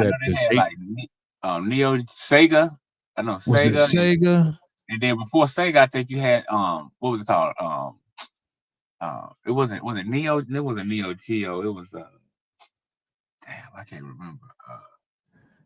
It was who came right after Sega? Yeah, Sega. It was Sega. Yeah, it was Sega. ColecoVision. Oh no, ColecoVision was the hand thing, the little football games, the little hand football game. Yeah, it wasn't ColecoVision. It wasn't ColecoVision. That was just the hand-to-hand football games. I ain't talking about that. Was it something called something 61? What was it called? Commodore 64. Was it Commodore in television? Damn it. Nah, it was TurboGrafx 16 is what I was thinking about. TurboGrafx. No, it wasn't TurboGrafx. I think it was in television. It was the next one that came right after Atari 2600. I think it's something 5200. It was Atari 26, and then it was Atari 5200, and then right after that, it was something that just knocked all their ass out the box. Yeah, that was before my time. I don't remember that one. Yeah, I think it was Nintendo. But how many of y'all was arcade junkies like me? Oh, I was. Me and my brother, man. I was in Pittsburgh, 93. We used to buy the books. We used to buy the books and then go to the arcade, and we knew all the codes. We'd throw the code in. They were like, how do you youngsters know the code? Man, so we used to get nickels, and you beat them into the size of a quarter, right? So a quarter is what? 5, 10, 15, 20, 25, 5, 10, 15. 5, 10, 15, 20, 25. So one quarter will get us 5 plays because we say, can I get 5 nickels? You got to go somewhere else and you get a hammer and you beat the nickels into the size of a quarter and what I'm saying? So we had, and you have like a little plastic stick thing, like a little plastic thing that we cut out that you would just, you just push it down into the quarter slot and just hold on to it and just give you all kind of credits. Like we just eating them up. We was eating them up. I never heard of one of them. Yeah. Wow. Laura Racer said drilled a hole. Yeah, that didn't work for us. That was too difficult. Like we figured it right out. Like, you know what I'm saying? Like we was the scam capital of the world. You know what I'm saying? Tron, yep. Tron. What's the other one with when you going in the circle and all that? Damn, what's the name of that? It wasn't Tron. Damn, it'd come to me. But y'all going all the way back. But yeah, ColecoVision was the one. As far as the home game, it was ColecoVision, then it was Nintendo, I think. Yeah, Sega, and then Sega Genesis and all that type of stuff. Was it Tetris? Nah, it wasn't. Yeah, we played Tetris. You said Asteroid. What's the one like? It's well, anyway, it don't even matter. Millipede and Centipede and all of that. We played that. Yeah. Tempest, yeah, it was Tempest. It was Tempest. Yeah, Tempest, yeah.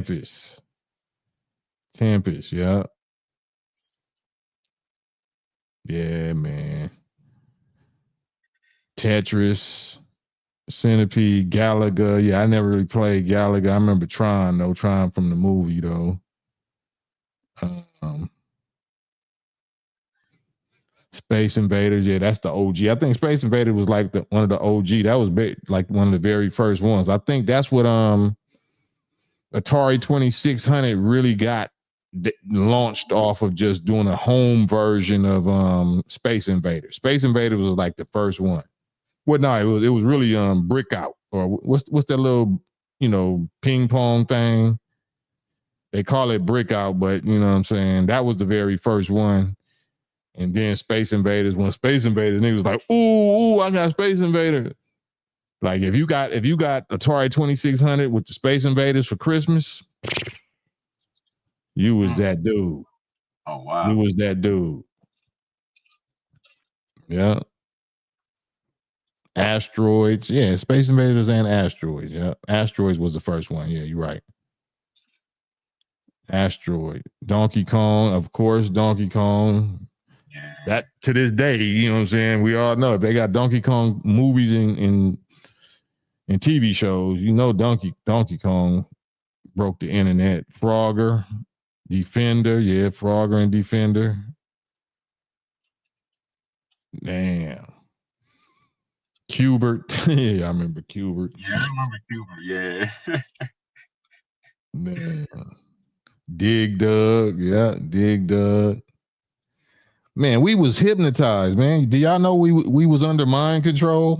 I know I was under mind control. I dreamed about that, you know what I'm saying? I studied it, looked for patterns, you know what I'm saying? That's where the girls was at. Your whole life was centered around the arcade. You only went to the mall for the arcade. Back in the 80s, we only went to the mall. It wasn't even for girls.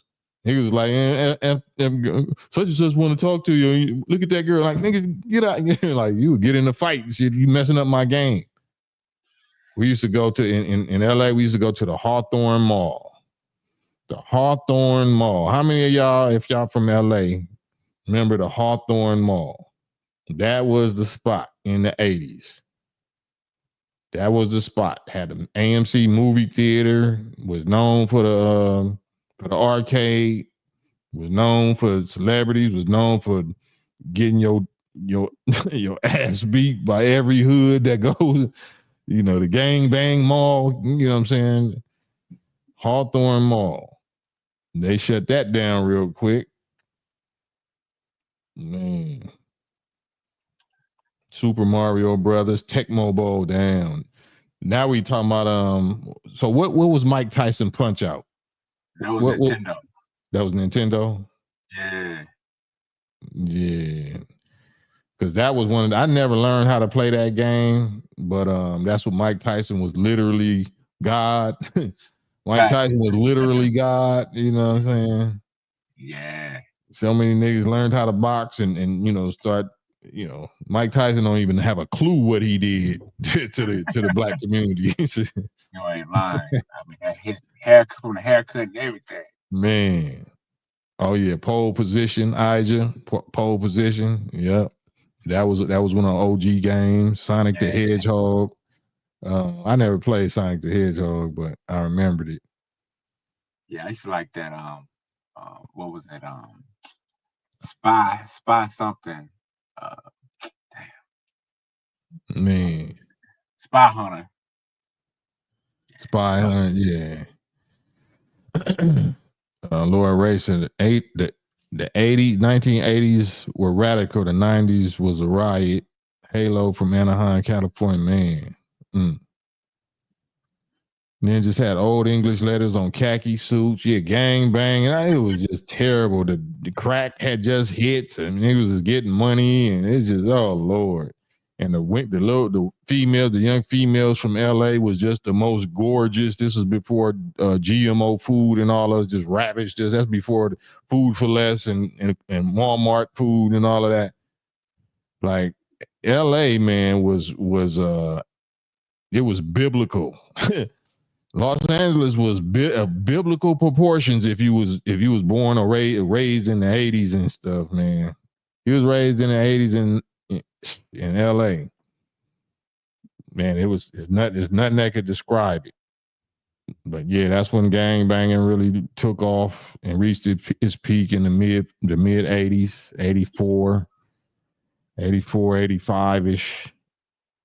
Man. And then music videos. I remember Friday night videos or something like that. I remember it came on Channel 4 or MTV before they had cable. Before it was a such thing as cable, you had on TV and select TV. There was like the only two cable channels. Remember that? Nah, I was real young. That was before your time? Yeah, before my time. I was born in 79. Oh, okay. Yeah, that was before your time. Y'all remember on TV before there was ever such thing as internet or cable TV? It was only two cable. It was on TV and select TV. First time I seen Michael Jackson video. Michael Jackson, it was Thriller too, but it was before Thriller. It might have been Billie Jean or Beat It or something. They played it on Friday night videos, like on Channel 4 or something late at night, 12 o'clock at night. And from that, then that was where MTV got it started and all of that. And then they moved it to paid television, which was called cable. So they played movies because before that they had Blockbuster television, Blockbuster rentals where you had to go actually get a big ass VHS cassette and rent your movies. Man. I definitely remember Blockbuster. That was Blockbuster movies. They made a killing and then went straight bankrupt when the internet hit. That card was almost more important than a debit card, that Blockbuster card. Absolutely. And that was the original Netflix and chill, boy. If you had a Blockbuster card, you was on. Yeah, you was in the game. You was in the game like EA Sports. EA. Jam 7, Jack 5, and San Bernardino. We had Crest Theater. You could see 3 movies for $150. That was in 84. Yep. We had something similar in LA and in Huntington Park or downtown LA. Like they'll play if you just buy, because you could see 2 or 3 movies, and if you just buy one ticket, you could sit in the theater all day. Meaning until it get night, and you would just be watching the 3 movies over and over again, and just seeing a new wave of people come in and new females come in and go out. You can just go out and socialize, stay in the lobby, buy some popcorn, be hollering, and go watch the movie back. So it was like the mall. Yeah. Like you hung out at the movies all day. Yeah, those were magical times, man. Yeah, it's crazy. Dragon's Lair, damn. You just messed my head up, Joseph Ali. Dragon's Lair, I remember that. I think that was some Satan. That's when they started really putting some pre-programmed devil stuff in video games. For real, man. Dragon's Lair was like some devil stuff. I know it was because it affected you differently. That's when around that same time, like Prince and all that was doing backward masking, like this is some devil shit.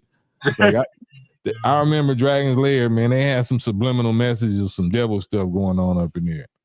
Yeah, yeah, crazy. Yeah, that's crazy. I remember the first movie I saw was La Bamba. Is who? La Bamba. Damn, that was La Bamba. Yeah, La Bamba, man. I was in the 3rd grade when that movie came out, and when Richie got killed, man. That's the first time a movie made me shed a tear. I ran outside. I was in the 3rd grade. I never forget. It was sad, man. When his brother ran to that fence and started yelling his name, it was like, yeah, that was one of my favorite movies when I was a little kid. I was in 3rd grade. That's crazy. Right? My upbringing was a little more grim, a lot more grim. My brother Ruben, though. But I think the first movie that I can remember ever going to was in the drive-in. It was with my pops and my mom. I don't know. It probably was all my family siblings, but it was a drive-in movie called I was 3 years old, 2 or 3 years old, and it was called Messiah of Evil. It was a horror movie, right? So that I just watched it. I went on the internet and found Messiah of Evil like about a month or two ago, and it just brought back so much trauma and memory. Like, how irresponsible to a young child's mind was my parents to take me to this, and was trying to scare me like that's not funny. That wasn't funny. It really messed my life up, and made me look at life and death the wrong kind of way. That's but man, Jason did me the same way. I was matter of fact, I think I was in the 3rd grade when Friday the 13th came out, man, and my sisters took me to the movies with them, and I saw that, and then we had a chair in the kitchen across from our room. In the chair at night, it made the same face, like the man's face would make the shape in the back of the chair by the light. So I was terrified. You know what I'm saying? Damn, that's crazy. Back when regular TV was free. Yeah, so regular TV don't even happen no more. That like regular TV don't even exist no more, do it? I be on YouTube so much I don't even know. Right, I don't even know. Do regular TV exist anymore? Because we used to have just TV with radio, like you just put an antenna up and you would get I think it do, because now I be seeing them in the store. They got the HD, say they got some kind of little thing you put out. And they say pick up 100 and some high definition channels or something. So I think so. Man, what about the cable antenna on the top of the roof? Yeah, the satellite dish or the cable, man. That's crazy. Hollywood Video. Yep. Hollywood Video. I remember that.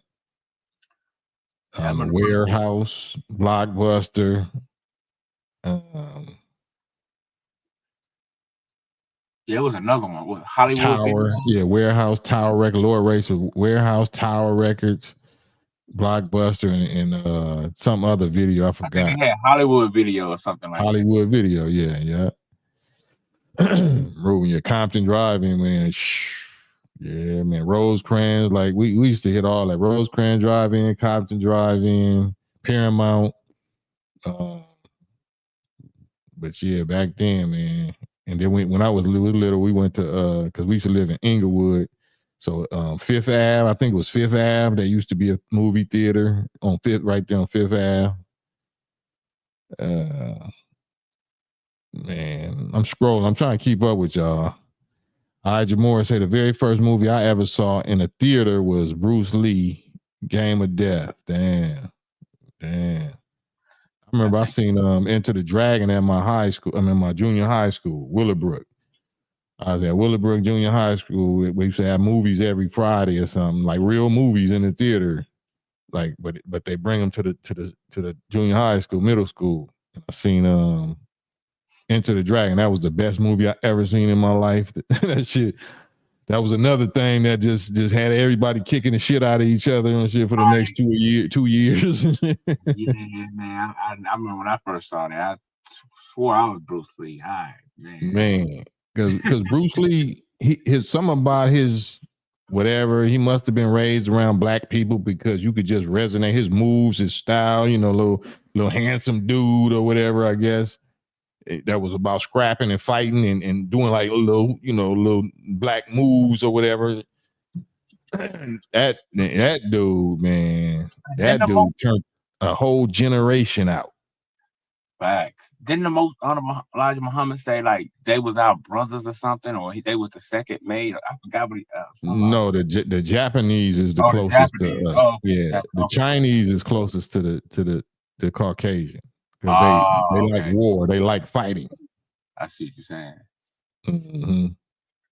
Yeah, but Bruce Lee, yeah, that was man. Yeah, he did that. Man. Ma Jabril said, I remember when TV channels are cut off at midnight. Y'all remember that? Yeah, I definitely remember that. Be mad. TV actually go cut off. It'd be like the little national anthem, and then it'd be like a little flag, and then it's like the 4-color thing, and then it'd be just ant fights. Just insect like shh. It just gonna be nothing. You be mad in the mud. Hell yeah. Like TV went off. Damn, y'all remember TV used to go off and TV ain't on no more. Yeah. Damn. And I remember we used to do that, and then I think we got a VCR or something in my. I had older brothers and sisters, so they just pop in the VHS. Ruben, my brother Ruben is here. He'll tell you, especially my family, Randy, and this is a number one. This is another number one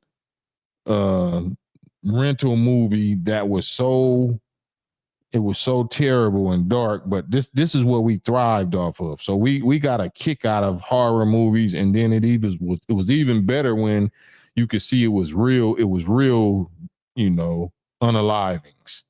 The next level was that right here, that I can't even repeat it. Anybody knows that them whole series that called The Faces of D, you know what I'm saying, that it was multiple series, and it prepared us, if not numbed us, if not programmed us to become the kind of people that we became as far as gang members and all of that, you know what I'm saying?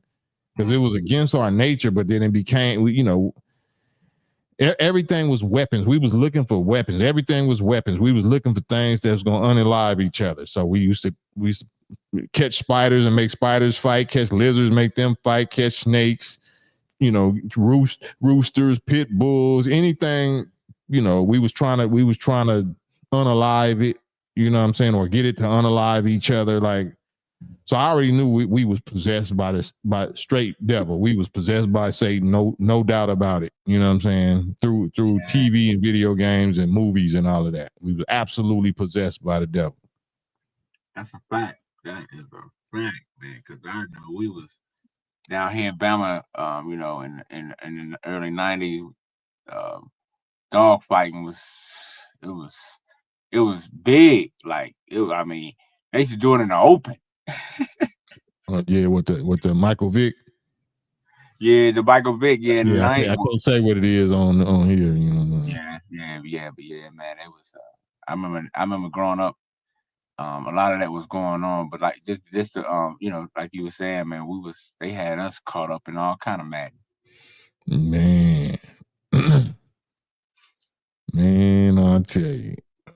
You scroll down, converter box. Yeah, that's when you start hijacking the, you start hitting the licks and the little cards and the boxes and all that. Eric Swan, I remember the Vermont drive-in. Yep, Flash Gordon. Damn, Flash Gordon. Flash Gordon. Man. Yeah, they talking about you got to get the antenna from Walmart or the dollar store. Yeah, antennas. They still using antennas on TVs?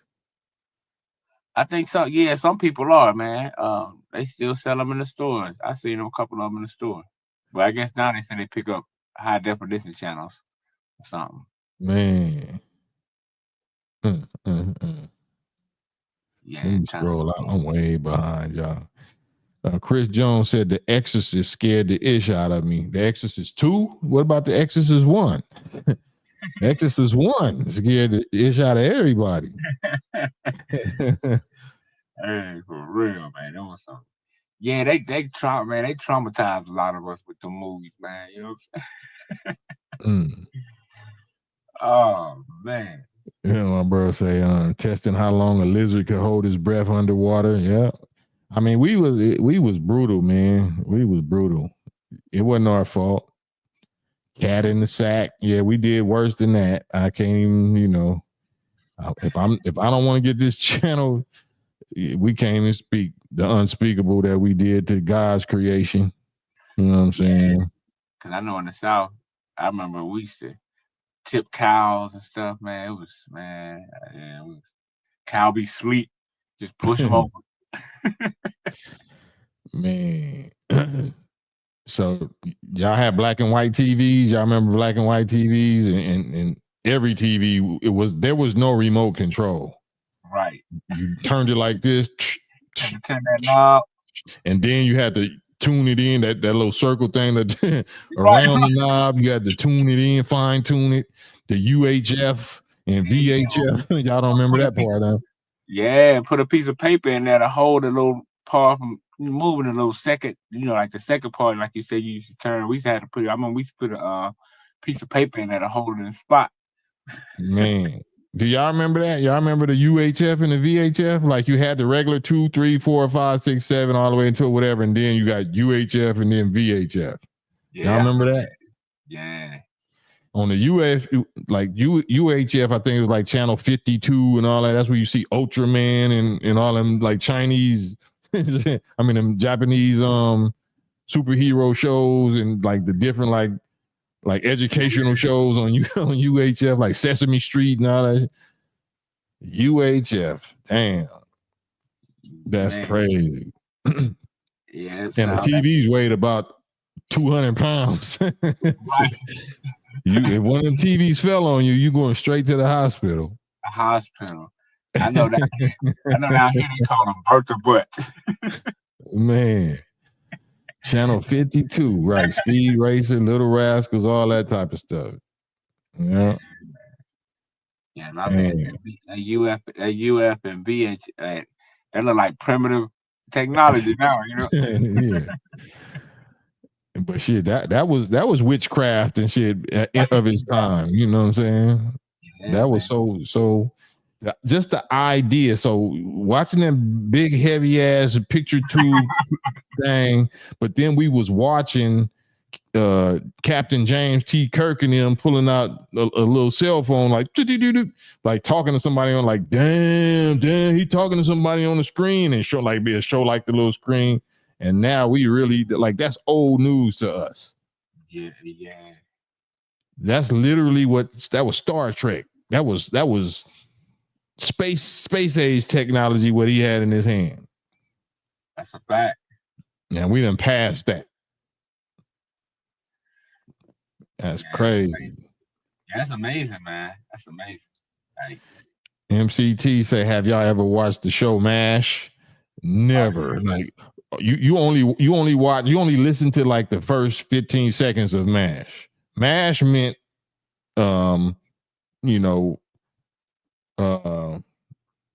I can't repeat it. MASH means cuss word.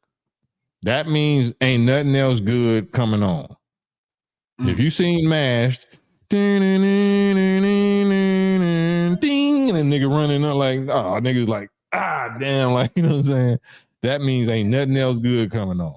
Nothing else good. I remember I used to have to. My older brother, he used to love that show, man. I used to sit there and watch the little skinny. He went to Vietnam before? Nah, he just, I don't know what reason. No, he was in ROTC or something. That's why he was brainwashed. He was love MASH, man. You had the little skinny little doctor dude always talking all the trash. I used to hate it. I was like, man. That was the first when it was pushing the first little rainbow situation, the little nurse dude. Yeah. Yeah, that's when they was indoctrinating, you know what I'm saying, making that acceptable. Small caps. The small caps, you know, they got decade-long plans and agenda. We're gonna gradually ease this in this first decade. The next decade, we're gonna step it up a little more. Yeah, they definitely. I forgot the little dude name and shit that was always wearing a dress. Yeah, his name was I can't remember. I remember Who him. cares? We don't even want to remember that nigga name. Right? Yeah, man, that show used to make me mad, man. Godzilla. Remember Godzilla? Yeah, you remember White Shadow? Oh hell yeah, hell That was yeah. my show, man. The Coach White Reeves. Yeah, yo, that was that was my show there. Creature from the Black Lagoon. I remember that. I just don't remember no episode. My favorite stuff when it came to that was Twilight Zone. Twilight Zone and the Outer Limits. Yeah, The and Outer Limits and the Twilight Zone. The Twilight Zone was better. Outer Limits was kind of dark and you know on some different weirdo type stuff. But Rod Serling and Twilight Zone that was fly. Yeah, that was another level. And what was it, Tales from the Crypt when that came out with the little. Oh yeah, and not even. Oh yeah, that Tales for the Crypt. That's with Elvira, Mistress of the Dark, and all that. Yeah, when she hit that crazy laugh and yeah, and she had her little boobs blasting, right? You know what I'm saying? So everybody was on their little, you know, Jergens. They was on their Jergens tip with her and shit. Yeah, I think I'm thinking about the Creep Show. That's what I'm thinking. Yeah, you talking about Creep Show? No, well, I'm talking about Elvira, Mistress of the Dark. I forgot what they called her TV show. Okay, yeah, I remember that. I know. What you talking about is actually movies, I think. Remember they used to come on. I don't know, used to come on HBO or something. Used to, had the creep the lady. Yeah, that probably came on cable. That didn't come on no regular TV. No, yeah, I think you're right. Yeah, that was in the late '80s. Yeah, MASH definitely was. Man, it's time to go to sleep. Cheers and Taxi. Yeah, Cheers and Cheers. I could deal with Cheers. I couldn't deal with Taxi. Taxi was down. It was right one level be above MASH. Saying I couldn't deal with Taxi and Maud and what's the Night Court or something used to come on. Not Night Court, but with Edith Bunker and Archie Bunker. What's the name of that? Oh, like All in the Family. Yeah, All in the Family, like all them kind of thing. When they came on, you like, I ain't mess with none of y'all. I know, right? Yeah. You ain't lying, man. Jamie Farr, Jamie Farr was that nigga. And then Taxi was the you know, and you didn't realize all these were small caps, right? But Taxi, the main dude, like the wisest, smartest, older dude on Taxi, the same dude that the same dude that played in Independence Day, the father David of Independence Day. I didn't really, I didn't know back then that you just thought these was like brunette or kind of curly hair white boys. I didn't know that they was actually the ones, the architects of Hollywood, you know, the small caps, you know, that had all of the influence over these images. Damn, Lord Racer, you coming with it, boy. Lord Racer, are you from LA, Lord Racer? Because you hitting all of the same ones that influenced us. Y'all remember Benny Hill? Oh, that was my older sister used to be hooked on that show, man. Man, Benny Hill. I remember Benny Hill. He's like a little nasty little Europe dude. And you know, he was a 304, I mean not a 304, Rainbow too. But yeah, you him know. Him and what's the other guy name? What was the weird dude name? He was from overseas, kind of like too, but which one? Not Benny Hill. He was the other one. He was kind of funny. He was like a mute. Oh my God, I can't think of that. They brought him back in the 90s. They made a movie after him, but you know, Benny Hill used to come on, and then he used to come on. He was from London, like that side of the world. Yeah, he used to Mr. Bean. Mr. Bean, yeah. I remember me. But that was kind of later though. Like that was Yeah, that was a little later. Mr. Bean came a little later. I thought you was going to say something like Doctor Who. Doctor Who. Like, so Doctor Who came on channel 52 on the UHF channel 2 way back then. And Doctor Who, I guess maybe he was like a comic book character now, but he the dude that had like a little elevator. It was a small elevator, but it was probably about 5 feet, on the outside. But if you step inside it, it's just like a whole nother dimension, whole nother world or whatever. So Doctor Who, that's what I thought you was talking about. But Mr. Bean. Yeah, Mr. Bean was wasn't he like on some he's like a Benny Hill, huh? Yeah, he was like a Benny Hill on some goopy, you know what I'm saying? He was a character. He was definitely a character, like man. But you're right though, it was later. You know what I'm saying? He came out later than Benny Hill, Oh yeah, that's what I was talking about. My brother said Night Gallery. It wasn't Twilight Zone and Outer Limits. Night Gallery. I don't remember that. That was before a lot of people time. That was dark. Night Gallery was on some that was on some satanic, demonic, Night Gallery was dark. Oh yeah, and you was in Cali, I was in Alabama. We y'all. Yeah. They limit our channels. Yeah. Mark Harris, I didn't even see that. Mark Harris had already typed Doctor Who. Yep, Doctor Who. Man, Dark Side of the Sun. There go one. He came with a franchise play. Y'all remember Mork and Mindy? Robin Williams? Nanu. Mork calling Orson. Come in, Orson. Y'all remember that? Yeah. Before your time, my brother. Yeah, that's for my time, man. Yeah, that was before your time. Night Court, Arsenio Hall, Kid, Children, and let me see. Chico and the Blacktastic, Chico and the Man. Y'all don't remember them neither, huh? Chico and the Man. I remember that little bit of that, but I remember like Baby I'm Back. I remember they used to play that a lot down here. Oh yeah, Baby I'm Back. What about That's My Mama and all that? Did y'all ever have that? My mama. What's happening? Yeah, that's crazy. The Jeffersons, we all know the Jeffersons and Sanford and Son and all of that. So them easy, them go-tos. Benny Hill saved the first furniture, the Jeffersons, all of that. Pee Wee Herman was playing there. Yeah, MacGyver was my guy, man. Oh yeah, MacGyver, but he wasn't really old school. I'm trying to go back to because he old school to y'all, no doubt. But I'm trying to go back to my little beginnings. I'm still scrolling out of limits. I think you had like the Jackson 5 cartoons. They didn't really last long, right? That show didn't really last though, did it? No, you're right. It didn't last that long because I remember watching the reruns when I was a kid. Like when they replay it from the 70s and the 80s. Right. Eric Swan said them late night Mexican channels had some bad mijas on there, some bad Latino. Yeah, they did. I ain't gonna front. I ain't gonna lie, man. They had some bad ones. I'm gonna leave that alone. No disrespect to the bros. You know what I'm saying? Right.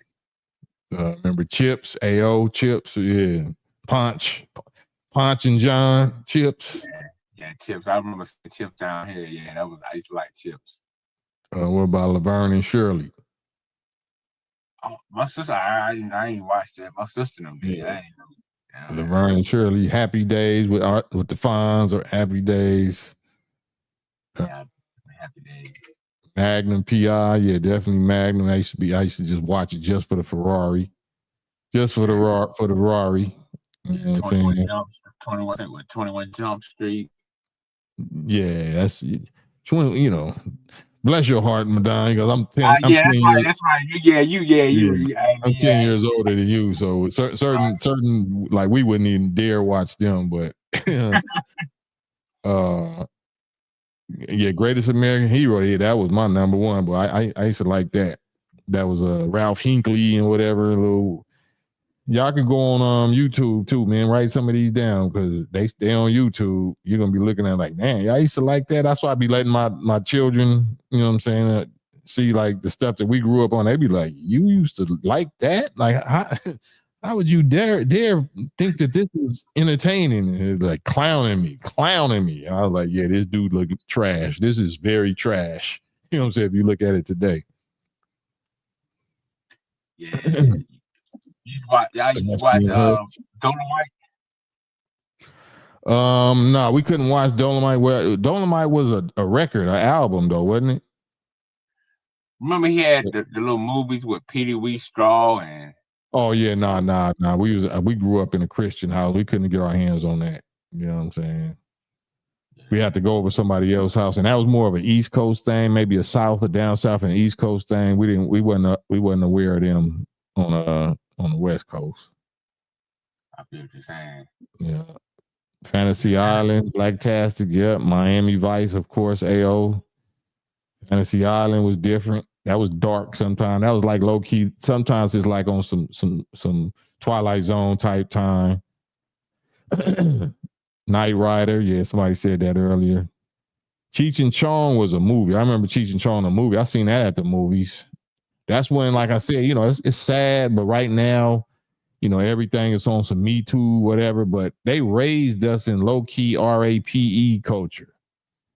We was raised on low key RAPE culture, where you supposed to be like some horny little boys that punch a hole in the girls' bathroom in the school, and you filming them and all of that. Like that was all cool. That was like you got stripes and kudos if you did that. They was making movies about violating girls and shit. You know what I'm saying? Rodney Dangerfield. Yeah, like everything was violating females and trying to smash them and devalue them, and you know what I'm saying. Now, you know, we're monsters if we do that. But y'all don't want taught us how to do that. Y'all don't want taught us that. Yeah, definitely. Revenge of the Nerds, all that movies. Yeah, all that. Porky's Revenge and all these horny little teenage movies that's doing any and everything, putting stuff in the girls' drink and all of that, and getting them drunk and taking advantage. You know, all of that. All of that was cool. Yeah, Porky Revenge was crazy, man. Man. Love Boat with Isaac and Stubing, Captain Stubings and shit. Like he Columbo. never left that spot. Huh? I remember when I used to watch Love Boat, I used to remember it's like I always remember it felt like he always was in the same spot. Right. Oh man. What about Bewitched? I remember Bewitched. It was some different Darrens. It was two different Darrens though, wasn't it? Yeah. One of them died, and then they got a new one. Yeah, I used to like Bewitched, man, and I love Genie or something. I think. Yeah. Oh, my I Dream of Genie. Yeah, I Dream of Genie. Yeah, I Dream of Genie. I didn't even really realize that what's the master dude? Master, like if I Dream of Genie, that nigga was JR on Dallas. You remember Dallas? Yeah, I remember Dallas. You know, and JR, you know that Dallas was about the Bush family? No, I didn't know that. Yeah, yeah. Oil barons, oil tycoons, and all the drama and power that they was into, CIA and all of that. That was based on the Bush family, Dallas. Wow. With who shot JR and all that. J.R. Ewing. Dang, I never knew that, man. That's good. Wow. Yeah, that was Give Me a Break. Oh yeah, what about that? Give Me a Break. Facts of Life. Facts of Life. I seen her at the Cinerama Dome. Like that was the first. I think that's one of the first movies I went to on my own in 1975, 76, 77, something, 78. When I went with my elementary school, Carver Elementary School, went to see The Wiz. Remember The Wiz? Yeah, wow. That was the name of my elementary school, Carver Elementary. Oh, real? Yeah, Yeah. right here. Yeah. Yeah. I've seen the Wiz, and I seen Kim Fields was there. She was because I guess maybe it was a premiere, and we had field trips. That's back when schools used to have field trips. You know what I'm saying? We straight had field trips, especially at around the last week of school, last 2 weeks of school was field trips to Magic Mountain, Universal Studios, Knott's Berry Farm, Six Flags, blah, blah, blah, SeaWorld, blah. It used to be cracking, you know what I mean? Yeah. But throughout the school year, like, you do something good, you get treated the whole class or the whole grade of this school gets to go to this place or that place. But we seen the Wiz in Hollywood at the Cinerama Dome, and Kim Fields was there, and that she was our age. He was trying to trying to run the toughest match. They was keeping all kind of niggas away from her. Let her enjoy the movie. Oh man, yeah, she was that girl. I remember when I was young, it was like everybody had a crush on her. Man. Damn, Johnny Sacco and Giant Robot. Y'all remember Giant Robot? That was one of my favorite TV shows ever. That came on TV every once in a while, every year or two. Giant Robot.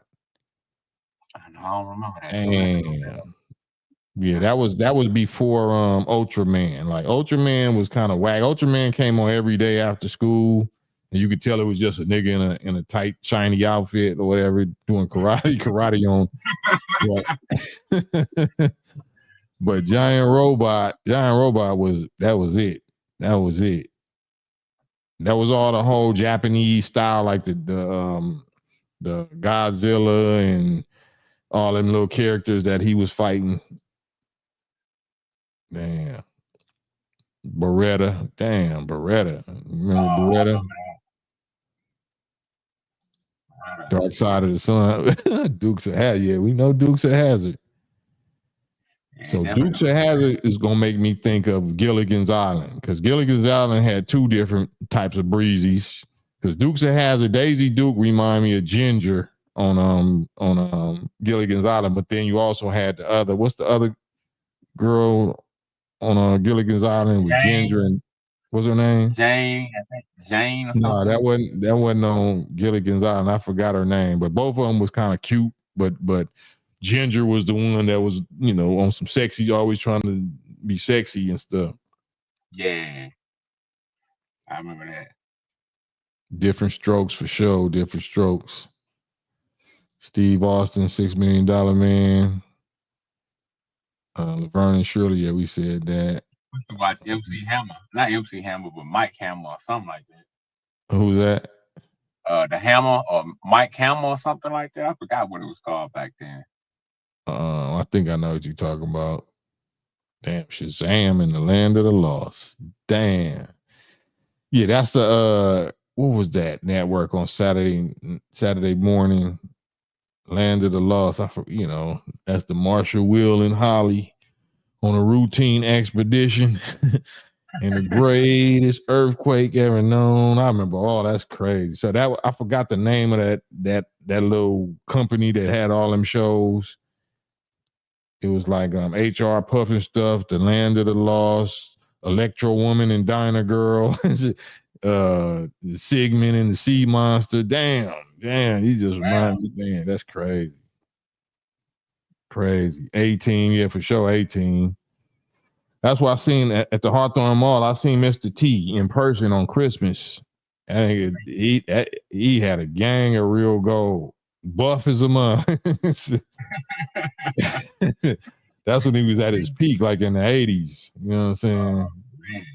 Niggas was all up in them little Zales jewelers trying to buy one chain to look like. Yeah, he had I forgot you right. He had he changed the culture for a lot of black men, because I remember a lot of black men growing around me. They had they got the mohawk. They was buff with the toe off shirts. Yeah, man, all of that. Oh man, how could I forget Three's Company? Yeah, Three's Company. Yeah, that definitely was a franchise. Three's Company. Shouts out Three's Company. and they was trying to ease in the little 304. I mean, at the rainbow acceptance, playing it off like he was rainbow, so he can be a roommate with them two girls, but he's steadily on some, horn dog time with them. You know what I'm saying? Yeah, that's a fact. Man. Damn, Benson and Soap. Yeah, that was kind of a different little wave. I forgot about Married with Children. Oh yeah. That was definitely a franchise. Married with Children. Al Bundy. Damn. You don't make them like that no more, man. Them shows we grew up on, and y'all, you know what I'm saying, before, man. Work out with Richard Simmons. Damn, yeah, he was flaming. He was flaming hot Cheetos. Yeah, Richard Simmons was definitely flaming hot Cheetos. Pippi Longstocking. Y'all remember Pippi Longstocking? She'd come on like once a year, like around Christmas time, like because we're gonna talk about them Christmas specials too, like Mr. Heat Miser and Frosty the Snowman and all of them. Yeah, Pippi Longstocking. Remember her?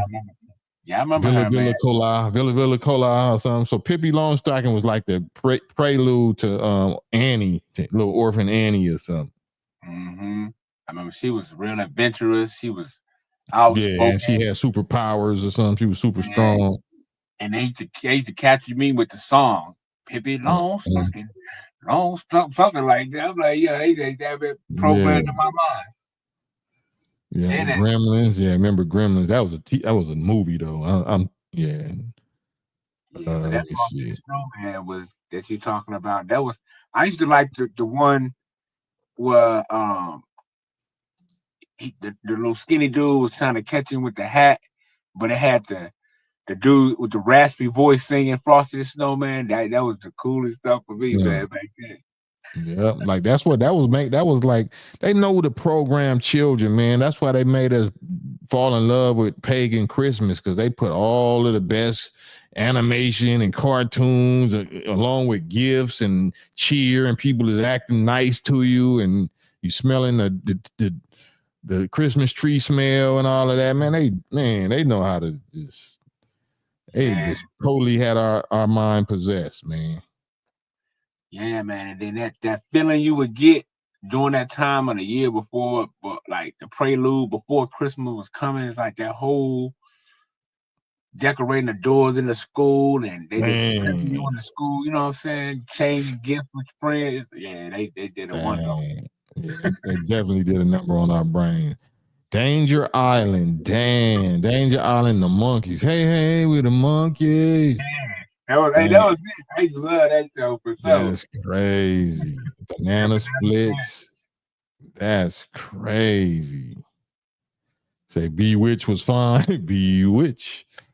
No, I think I Dream of Jeannie was fading on Bewitch. Yeah, but I Dream of Jeannie, because she had her little things blasted too. Her little yeah, she had them sitting up right.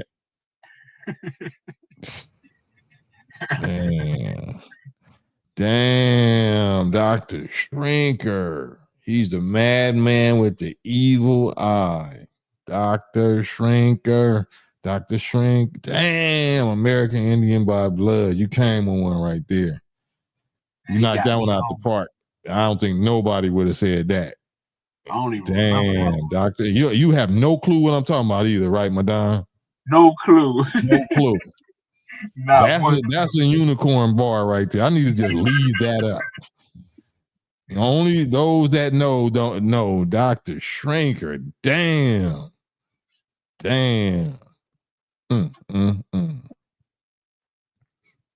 Oh yeah, Get Smart for sure. Somebody else put up Get Smart. Definitely Get Smart. Get Smart was Go Gadget, and Inspector Gadget was the same person. That's where they even got that from. Ty Bridges had hands. Man, shouts out Ty Bridges. He been through a whole lot in his life. He was a real little street dude. He was really from the ghetto. You know what I'm saying? He got turned out by Hollywood. Man, y'all remember the Gargantuas, War of the Gargantuas? Y'all remember that? No, I'm not even talking to you, Madon. So don't get offended because you Oh no, I ain't definitely. tripping. Or are the gargantuas, the green gargantua and the brown gargantua. Damn, that's another one. Rube knocked that one out the park. War of the gargantuas. And the little music that they always had in the background. The music was super dramatic. Don't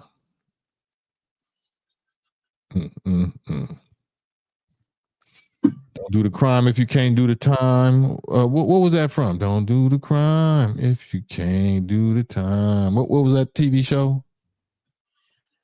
I got me on that one.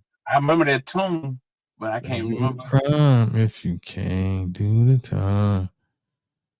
I'm so late, Marianne. So let me scroll down here. I'm so late. I'm way behind. Shazam, Captain Marvel, Creature Feature, Blacktastic, Creature Feature. Damn, you man, Creature Features.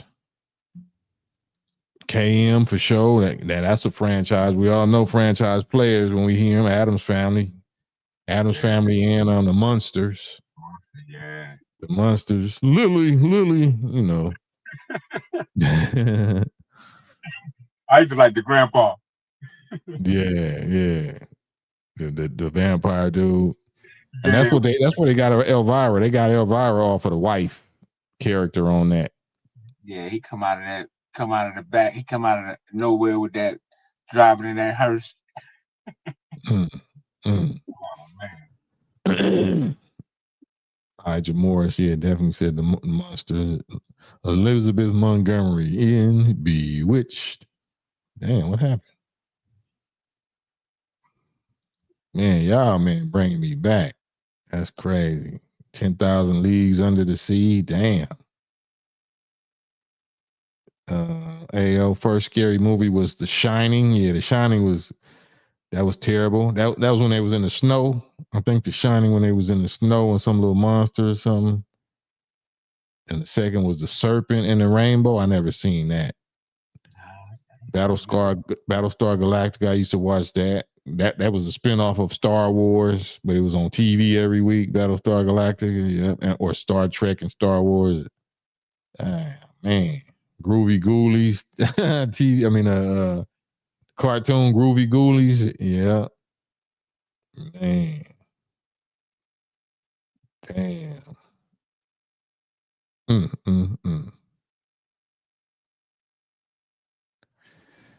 How was World on Wheels in the 80s? We were from the East Side. East Side that was another universe. That was another world. That was out of town. World on Wheels was considered overseas. That's something that was going on overseas. We was East Side babies. We East Side LA. You know what I'm saying? Compton and Watts, East Side. So we didn't know what was going on over there. You know what I'm saying? Anything going on over there except for the Hawthorne Mall in downtown LA. That's the only place we ventured. Hawthorne Mall and maybe downtown LA. We didn't know nothing about no other parts of the city. We was welcome nowhere. We was not welcome anywhere. Land of the Giants. I don't remember that. I kind of remember that. Damn, that was one that's definitely one that I remember that I love to see. That it might have came on once every 5 years. Land of the Giants, yeah.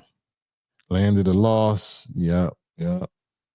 Slee Stack and the little Sharisha Chaka, the Chaka and all the little cave boys. Damn. And that Captain Caveman, you know what I'm saying? Inspector Gadget, yeah. Y'all remember Mouse on a Motorcycle or something, man? Or something like that? Mouse on a Motorcycle? Yeah. Was that a cartoon or what was that? Yeah, it was like something like after school that came on like in the early 80s. Almost, yeah, something around in there. I can't remember. I just remember that way back. And he was talking, but he was on a motorcycle. And the mouse would do anything for that bike. Yeah, no, I don't remember that. Skate Depot. Skate Depot was in Cerritos, I think. So we didn't really go skating until later on in life. So when we was old enough to drive, we went to Skate Depot. We didn't never go to World on Wheels. Skate Land was in West Side Piru hood, so you couldn't go there. Yeah, so I never really, we knew how to skate, but we didn't go to no skating rinks until we got 19 or 20 or adults or something like that. It had no skating rinks on the east side except for Skate Land, and that was all the way banged out with West Side Pyros.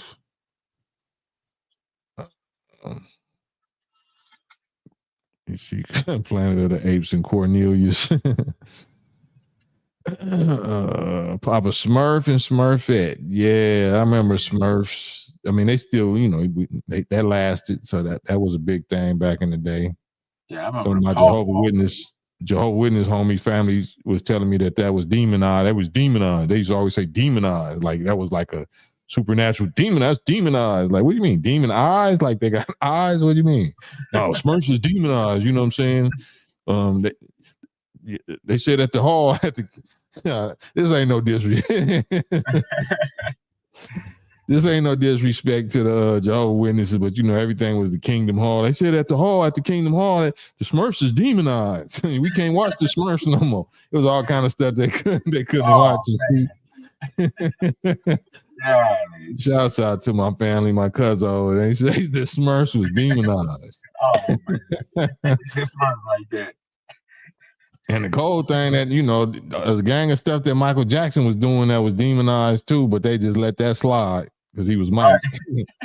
Mike was they used to brag, man. Mike was at the assembly. Like, he called it assembly. Mike was at, because I guess every year you go to the assembly. Michael Jackson was at the assembly. We seen him like, damn, for real. I want to go. So I went to the Kingdom Hall a couple of times thinking I was gonna see Michael Jackson or Janet or something. My motives was foul. Yeah, I want to learn about the truth.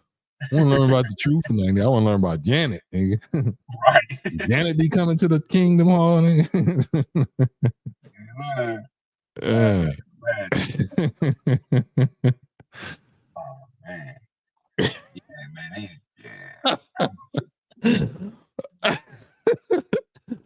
Oh man, ooh, damn. I can't go there. That was their number one bar. You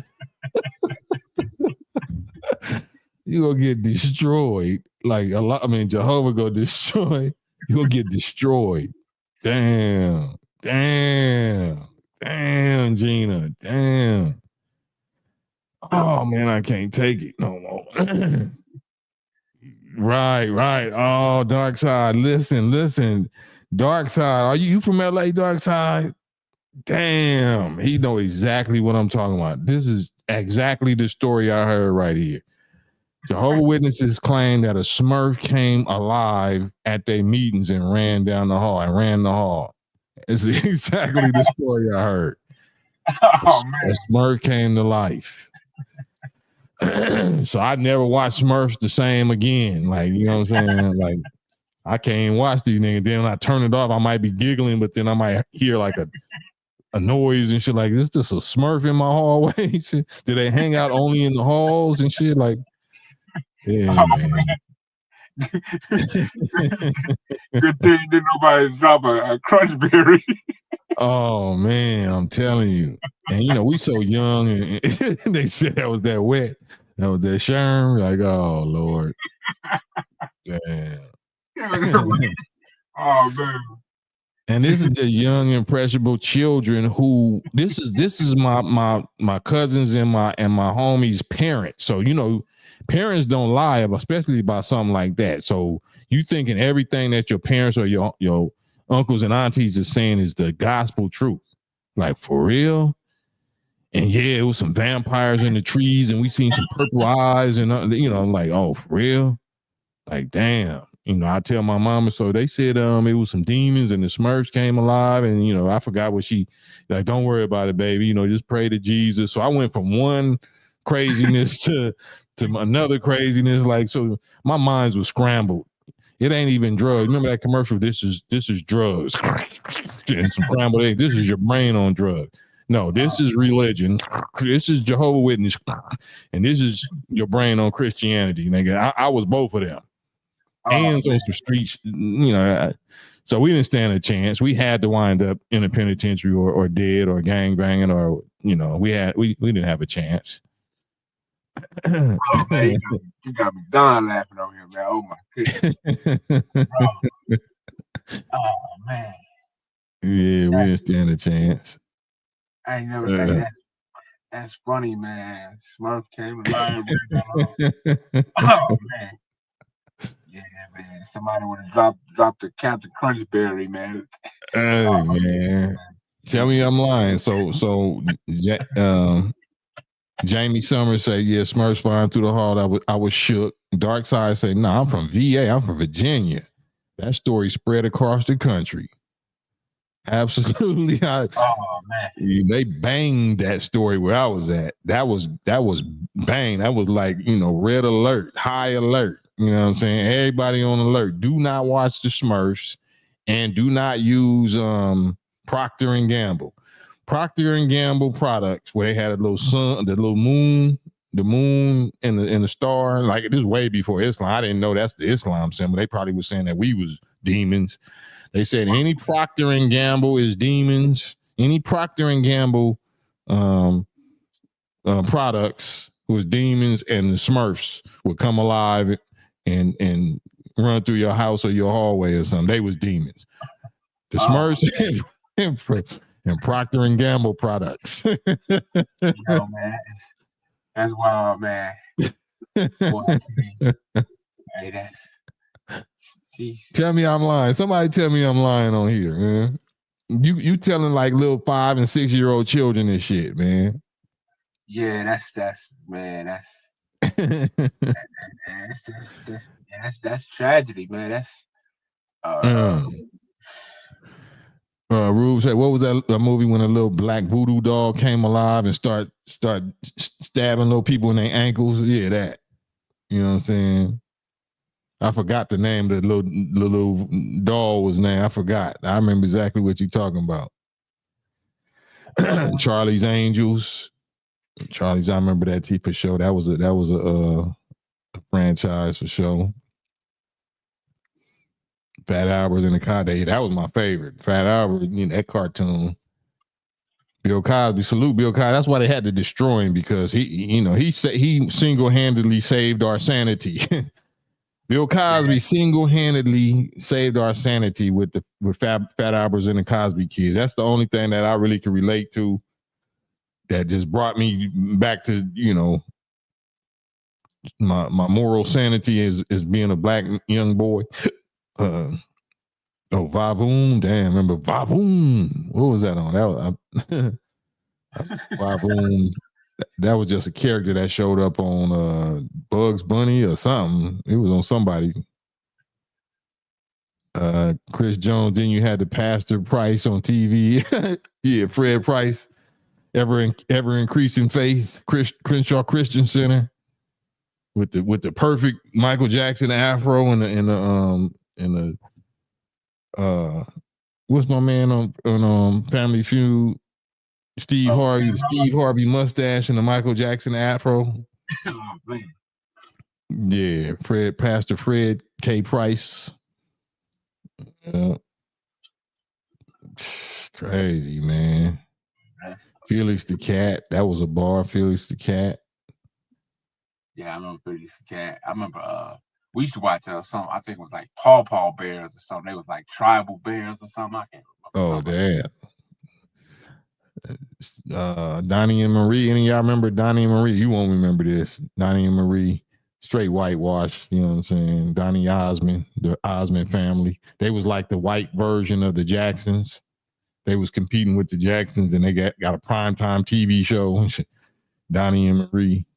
It's just like Cher, Sonny and Cher. Y'all remember Sonny and Cher? I remember them names.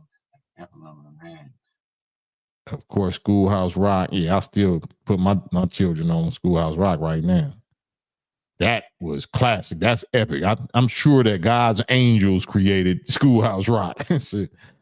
I'm pretty sure that Master Fard Muhammad, put some angels, you know what I'm saying? Because Schoolhouse Rock was, that's how I learned and remembered my timetables and conjunction junction, what's your function, and all kind of stuff, man.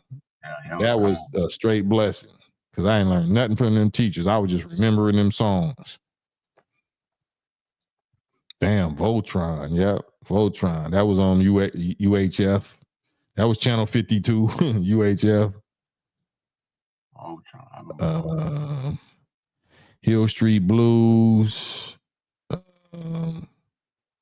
Scooby Doo, yeah, of course. That 700 Club. Y'all remember that? You remember that? Did y'all have that out there, Madonna? The 700 Club. Yeah, I remember that with the European guy and the lady. Yeah, the Christian 700 Club. That's like the TBN 700 Club. Jimmy Swaggart and all them type of people. Yeah, we had that out here. I remember that, man. Damn. Yeah, I remember WKRP in Cincinnati. That was lit. That was up. Yeah, that was lit. I used to, when I was living in Pittsburgh then in middle school, they used to come on late at night. Damn. Hong Kong Phooey, damn, I remember that little cartoon. Them just came on seldom. That didn't even really come on, but yeah, I remember them. Yeah, Hong Kong Phooey was a classic. That and Grape Ape was Grape Ape. Damn, you got you one on that. I remember Grape Ape. Damn. Yeah, Mr. Beasley. Yeah. Mr. Beasley. Damn.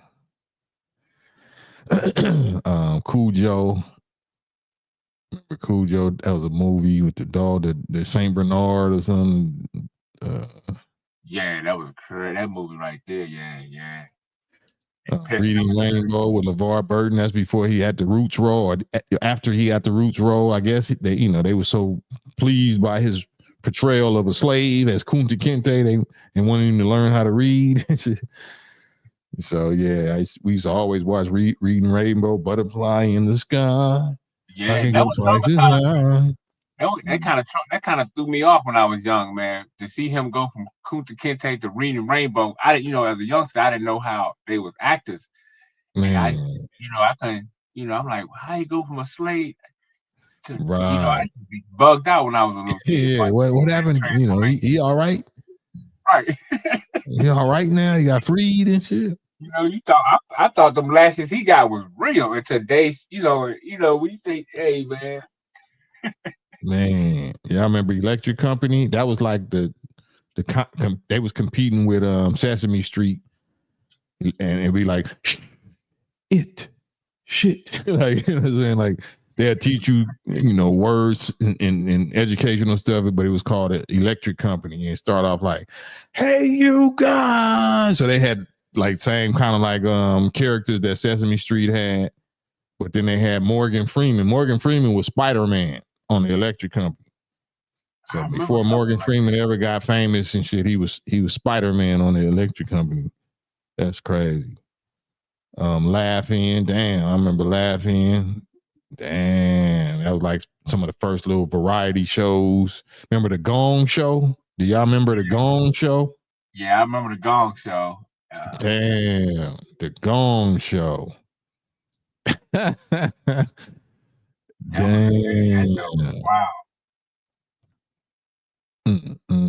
Romper Room. Damn. So Romper Room is where a lot of us and where I be getting my shout outs from, right?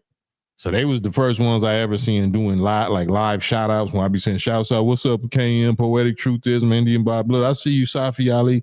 That's what they was doing in Romper Room. The lady, after every episode, she'd be shouting out. I don't know how, she's seen it. Maybe they gave her a list of, audience members and shit, but she'd be reading out shout outs. Romper Room. That was another like little children educational TV show. Straight Romper Room. The shout outs with a little bubble. It was like a little bubble maker, like a little circle thing that you make bubbles with. It's like it looked like a magnifying glass holder, and she'd be like, I see such and such, and I see this, and I see Carrie and Greg, and I, so she'd be doing like little shouts out. Dang, that's crazy. That'll remind me of what was it called? Pictionary or something like that. Pictionary.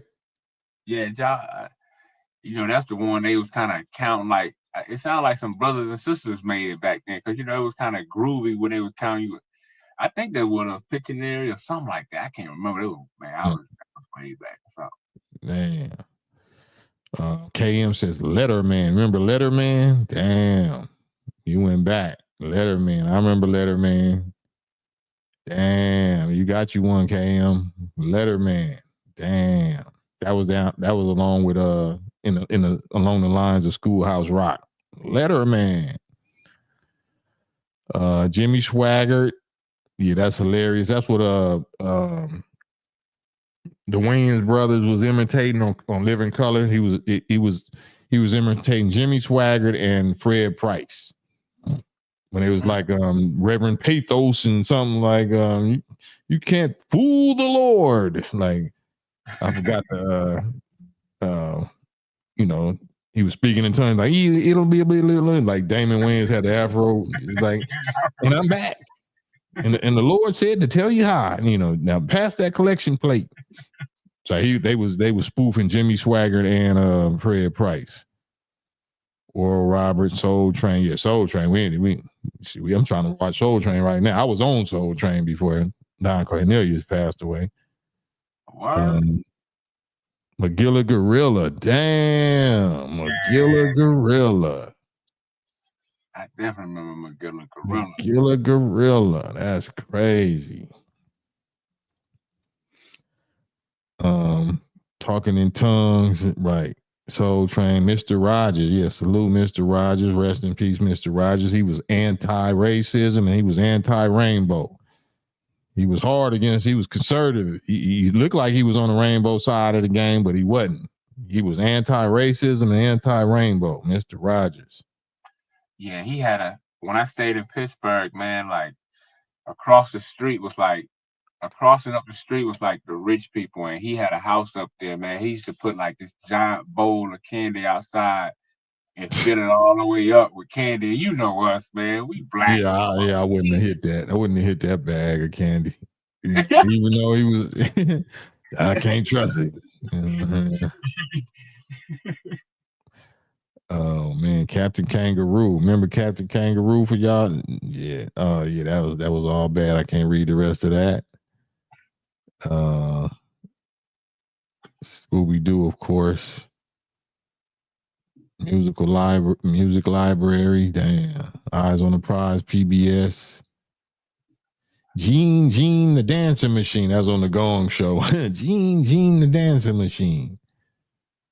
Damn.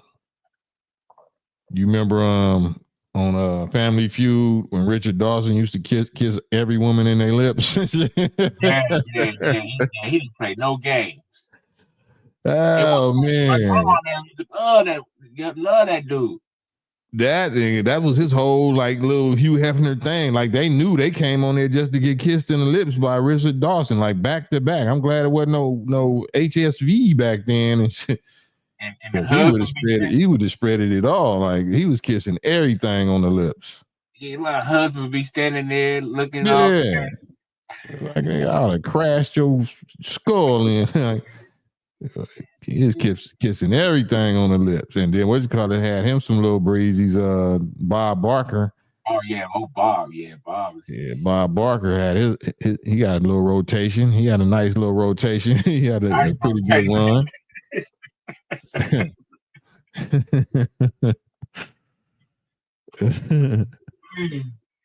surprised old boy from what was that One of Fortune, he kept on girl for 100 years, seemed like. Pat Sajak and Vanna White. Oh yeah, Vanna, yeah. Pat Sajak, yeah, Vanna White. But yeah, wasn't unfading them Price is Right girls though. Nah, them girls, man, make you want to be on the show. Yeah. Oh Man, we man. thought California was heaven back in the day growing up. It's like all the shows was produced in Berkeley, or they would, at the end of the show they tell you all where all the show was live or did or not live, but I forgot what they used to call it. But I remember growing up in Bama, man, we thought California was like heaven. I mean, it was and shit for some people, it wasn't for us. I feel you. Nate the Greatest, man. You dug in the crates right there, Nate. Nate the Greatest, the Merv Griffin Show. That's before Johnny Carson blew up. That's before I forgot the other one. Yeah, Merv Griffin was like the first dude. Of course, Small Cap papered the F up. Merv Griffin was papered the F up. He the one set the whole standard tone for most of them shows. Because at first it was the black and white dude, that should really big show. We have a really big show. I forgot his name, but once it started coming into like the 70s, Merv Griffin set the whole tone for the late night show and for Johnny Carson show and all of that. Yeah. Damn, Abbott and Costello. Damn, Abbott and Costello. That was like a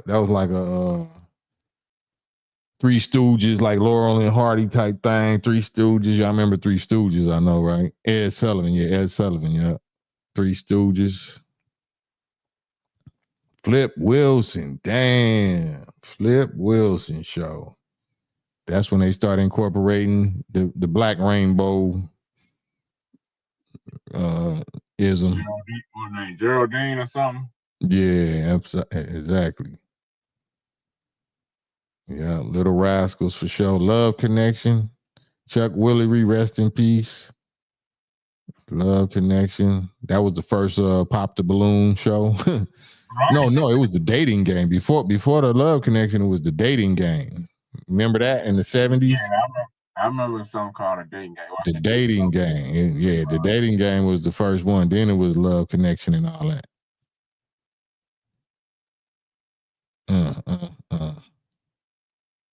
Damn. Man, they made millions off them shows. Man, God. Gargamel. Damn, man. They did make you want to hate Gargamel with a passion, man. Man. Barnaby Jones. Yeah, the Newlywed Gang. Yeah, they was breaking up happy homes on that one. The Newlywed Gang. Always Whoopi. Who would be making Whoopi on the such as that they call it making Whoopi? The Newlywed Gang was always talking about making Whoopi. I forgot the Bob Eubanks or some shit. Damn, Barney Miller, Carol Burnett. Yeah, I used to watch Carol Burnett.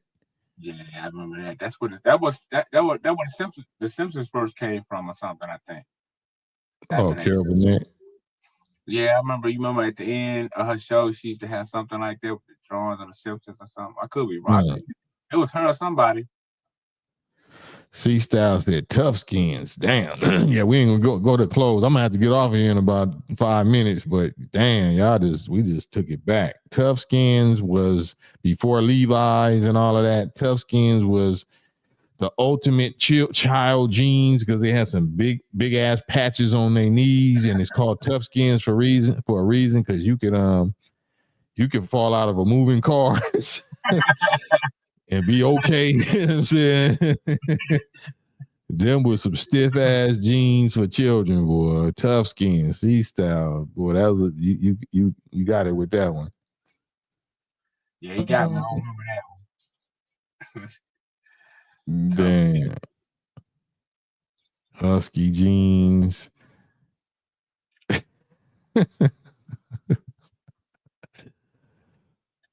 Tracy Ullman show. Yeah, I remember Tracy Ullman. That's where the Simpson came from. Tracy Ullman's at the end. So that wasn't Carol Burnett. Yeah, that was Tracy Ullman show. That's right. Tracy Ullman show. That's what it was. Seldom seen like tough skins, but right. Yeah, you would break the inside of your bones and before you would break them, tear them tough skins. You would shatter every bone in your leg before them tough skins gonna tear. Did y'all have a Uptown Comedy Club out there? No, we didn't have that. I think when the dude Flex and Tracy Morgan used to be on there back in the day. Maybe because I was living on the East Coast in Pittsburgh. Maybe that's why. No, we didn't have that. We had that cartoon Space Ghost though. That was my favorite. That was one of my favorite cartoons because I used to know how to draw.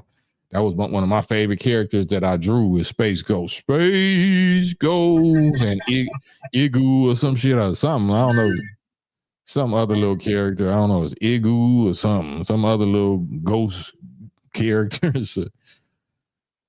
Herman's Head. I remember. Lassie, Flipper. Damn. Yeah, man. Flipper, Lassie. What's another animal? Ben. I'm talking about the bear, not the mouse, not the rat when Michael Jackson's singing about, but the bear, Gentle Ben, Top Cat, damn. Lassie. Mr. Ed. Mr. Ed, yeah, Mr. Ed, the famous Mr. Ed. Dang, man. They say Space Ghost was gangbanging from 90 Crib in LA.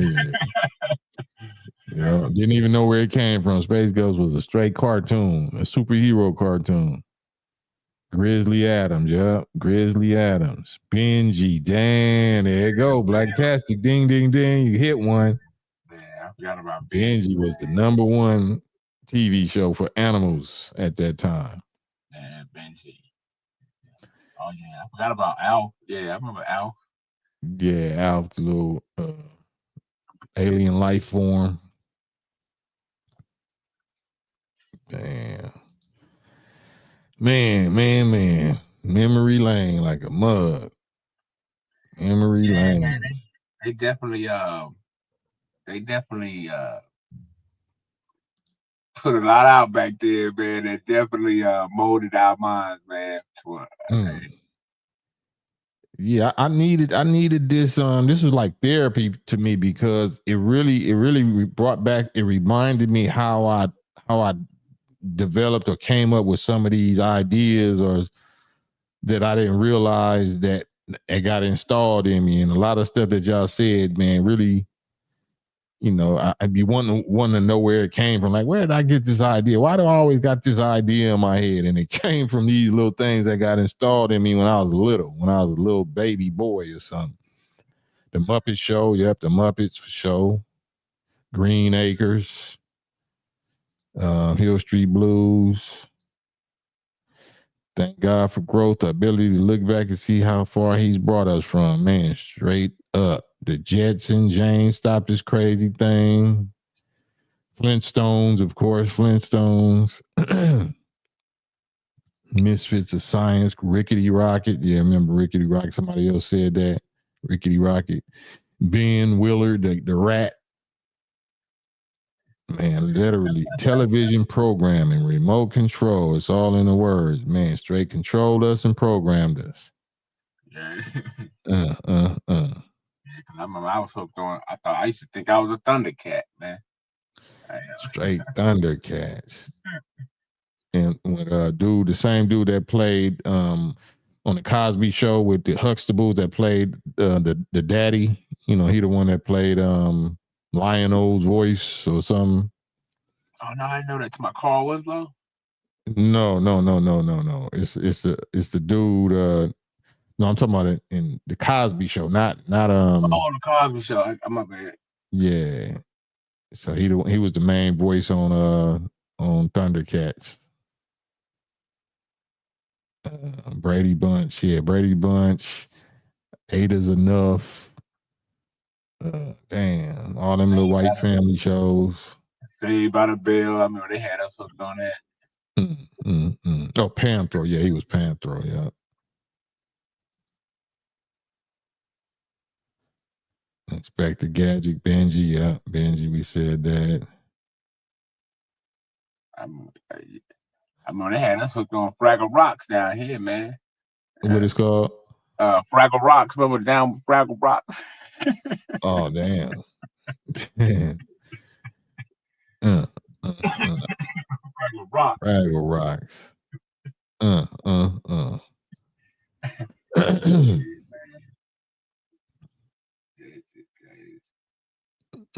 Yeah, you late, Uncle Big Man. You must have just got here. We done went through all of it. We had 3 hours right now, man. We done went through them all, man. I challenge you to say any TV show that wasn't said on here. You won't be able to do it. Silver Spoon, okay, Silver Spoon. There go one. Ricky Schroeder. Man, Gunsmoke, Battle of the Planets, G-Force. Damn. Bonanza. Yeah, I ain't even gonna get into that. We'll start a whole nother 3 hours, man. I gotta get off of here, man. Right. We ain't even gonna go to the westerns and all of that. We'll be on here for a whole nother 3 hours. For real. Yeah. Man, so that's good. I guess we'll get on this, man. We'll try this again, maybe God willing tomorrow, and because this is therapy to us, man. Y'all let us know what year that you was born or raised in, and we'll because I think this is good. This is unlocking a lot of past pent up trauma, because it ain't that the TV shows represent trauma, but these TV shows do hold a certain kind of charge of some traumas that we was going through that we put in the back of our mind and blocked out. So when we hear these movies, it reminds me, oh damn, I was watching that when my mama died or my sister this or this and that, like, and something that we probably need to relive and face. Because that's definitely what I'm doing right now. Because y'all just blew my whole little wig back with some of these things. Like, ooh, ouch, like, you know, it feel good, but at the same time, it's super sad. Like, damn, you know what I'm saying? Those was the best times. Like, I didn't know I was in hell, but it was heaven to me, and I didn't know it. It was hell, but it was, you know, a child is just, you know, you just flexible and pliant, and you whatever, you know what I'm saying? You just gonna, no matter what the circumstances, you just gonna find a way to laugh and smile and play in it. And I didn't know I was playing in hell. We didn't know we was enjoying hell. We was making the most out of hell, man. And y'all just reminding me of all of this. So this is very therapeutic for me. This is the most therapeutic y'all ever been to me. Shit, I'm just trying to, like, I wasn't alone. Y'all was watching this shit with me. Like, damn. Yeah, it's amazing, man. Because you're right. You can see what a lot of your like, you know, for me, when I look back and reflect, I see how a lot of my character got built and how I was, you know, a jokester or become somewhat of a comedian, like the, you know, or whatever the case was. Dang, man, that's it, man. So I don't. It's up to y'all, man. You know, we could talk about something y'all want to talk about, but I'm gonna need to do this maybe 1 or 2 more nights.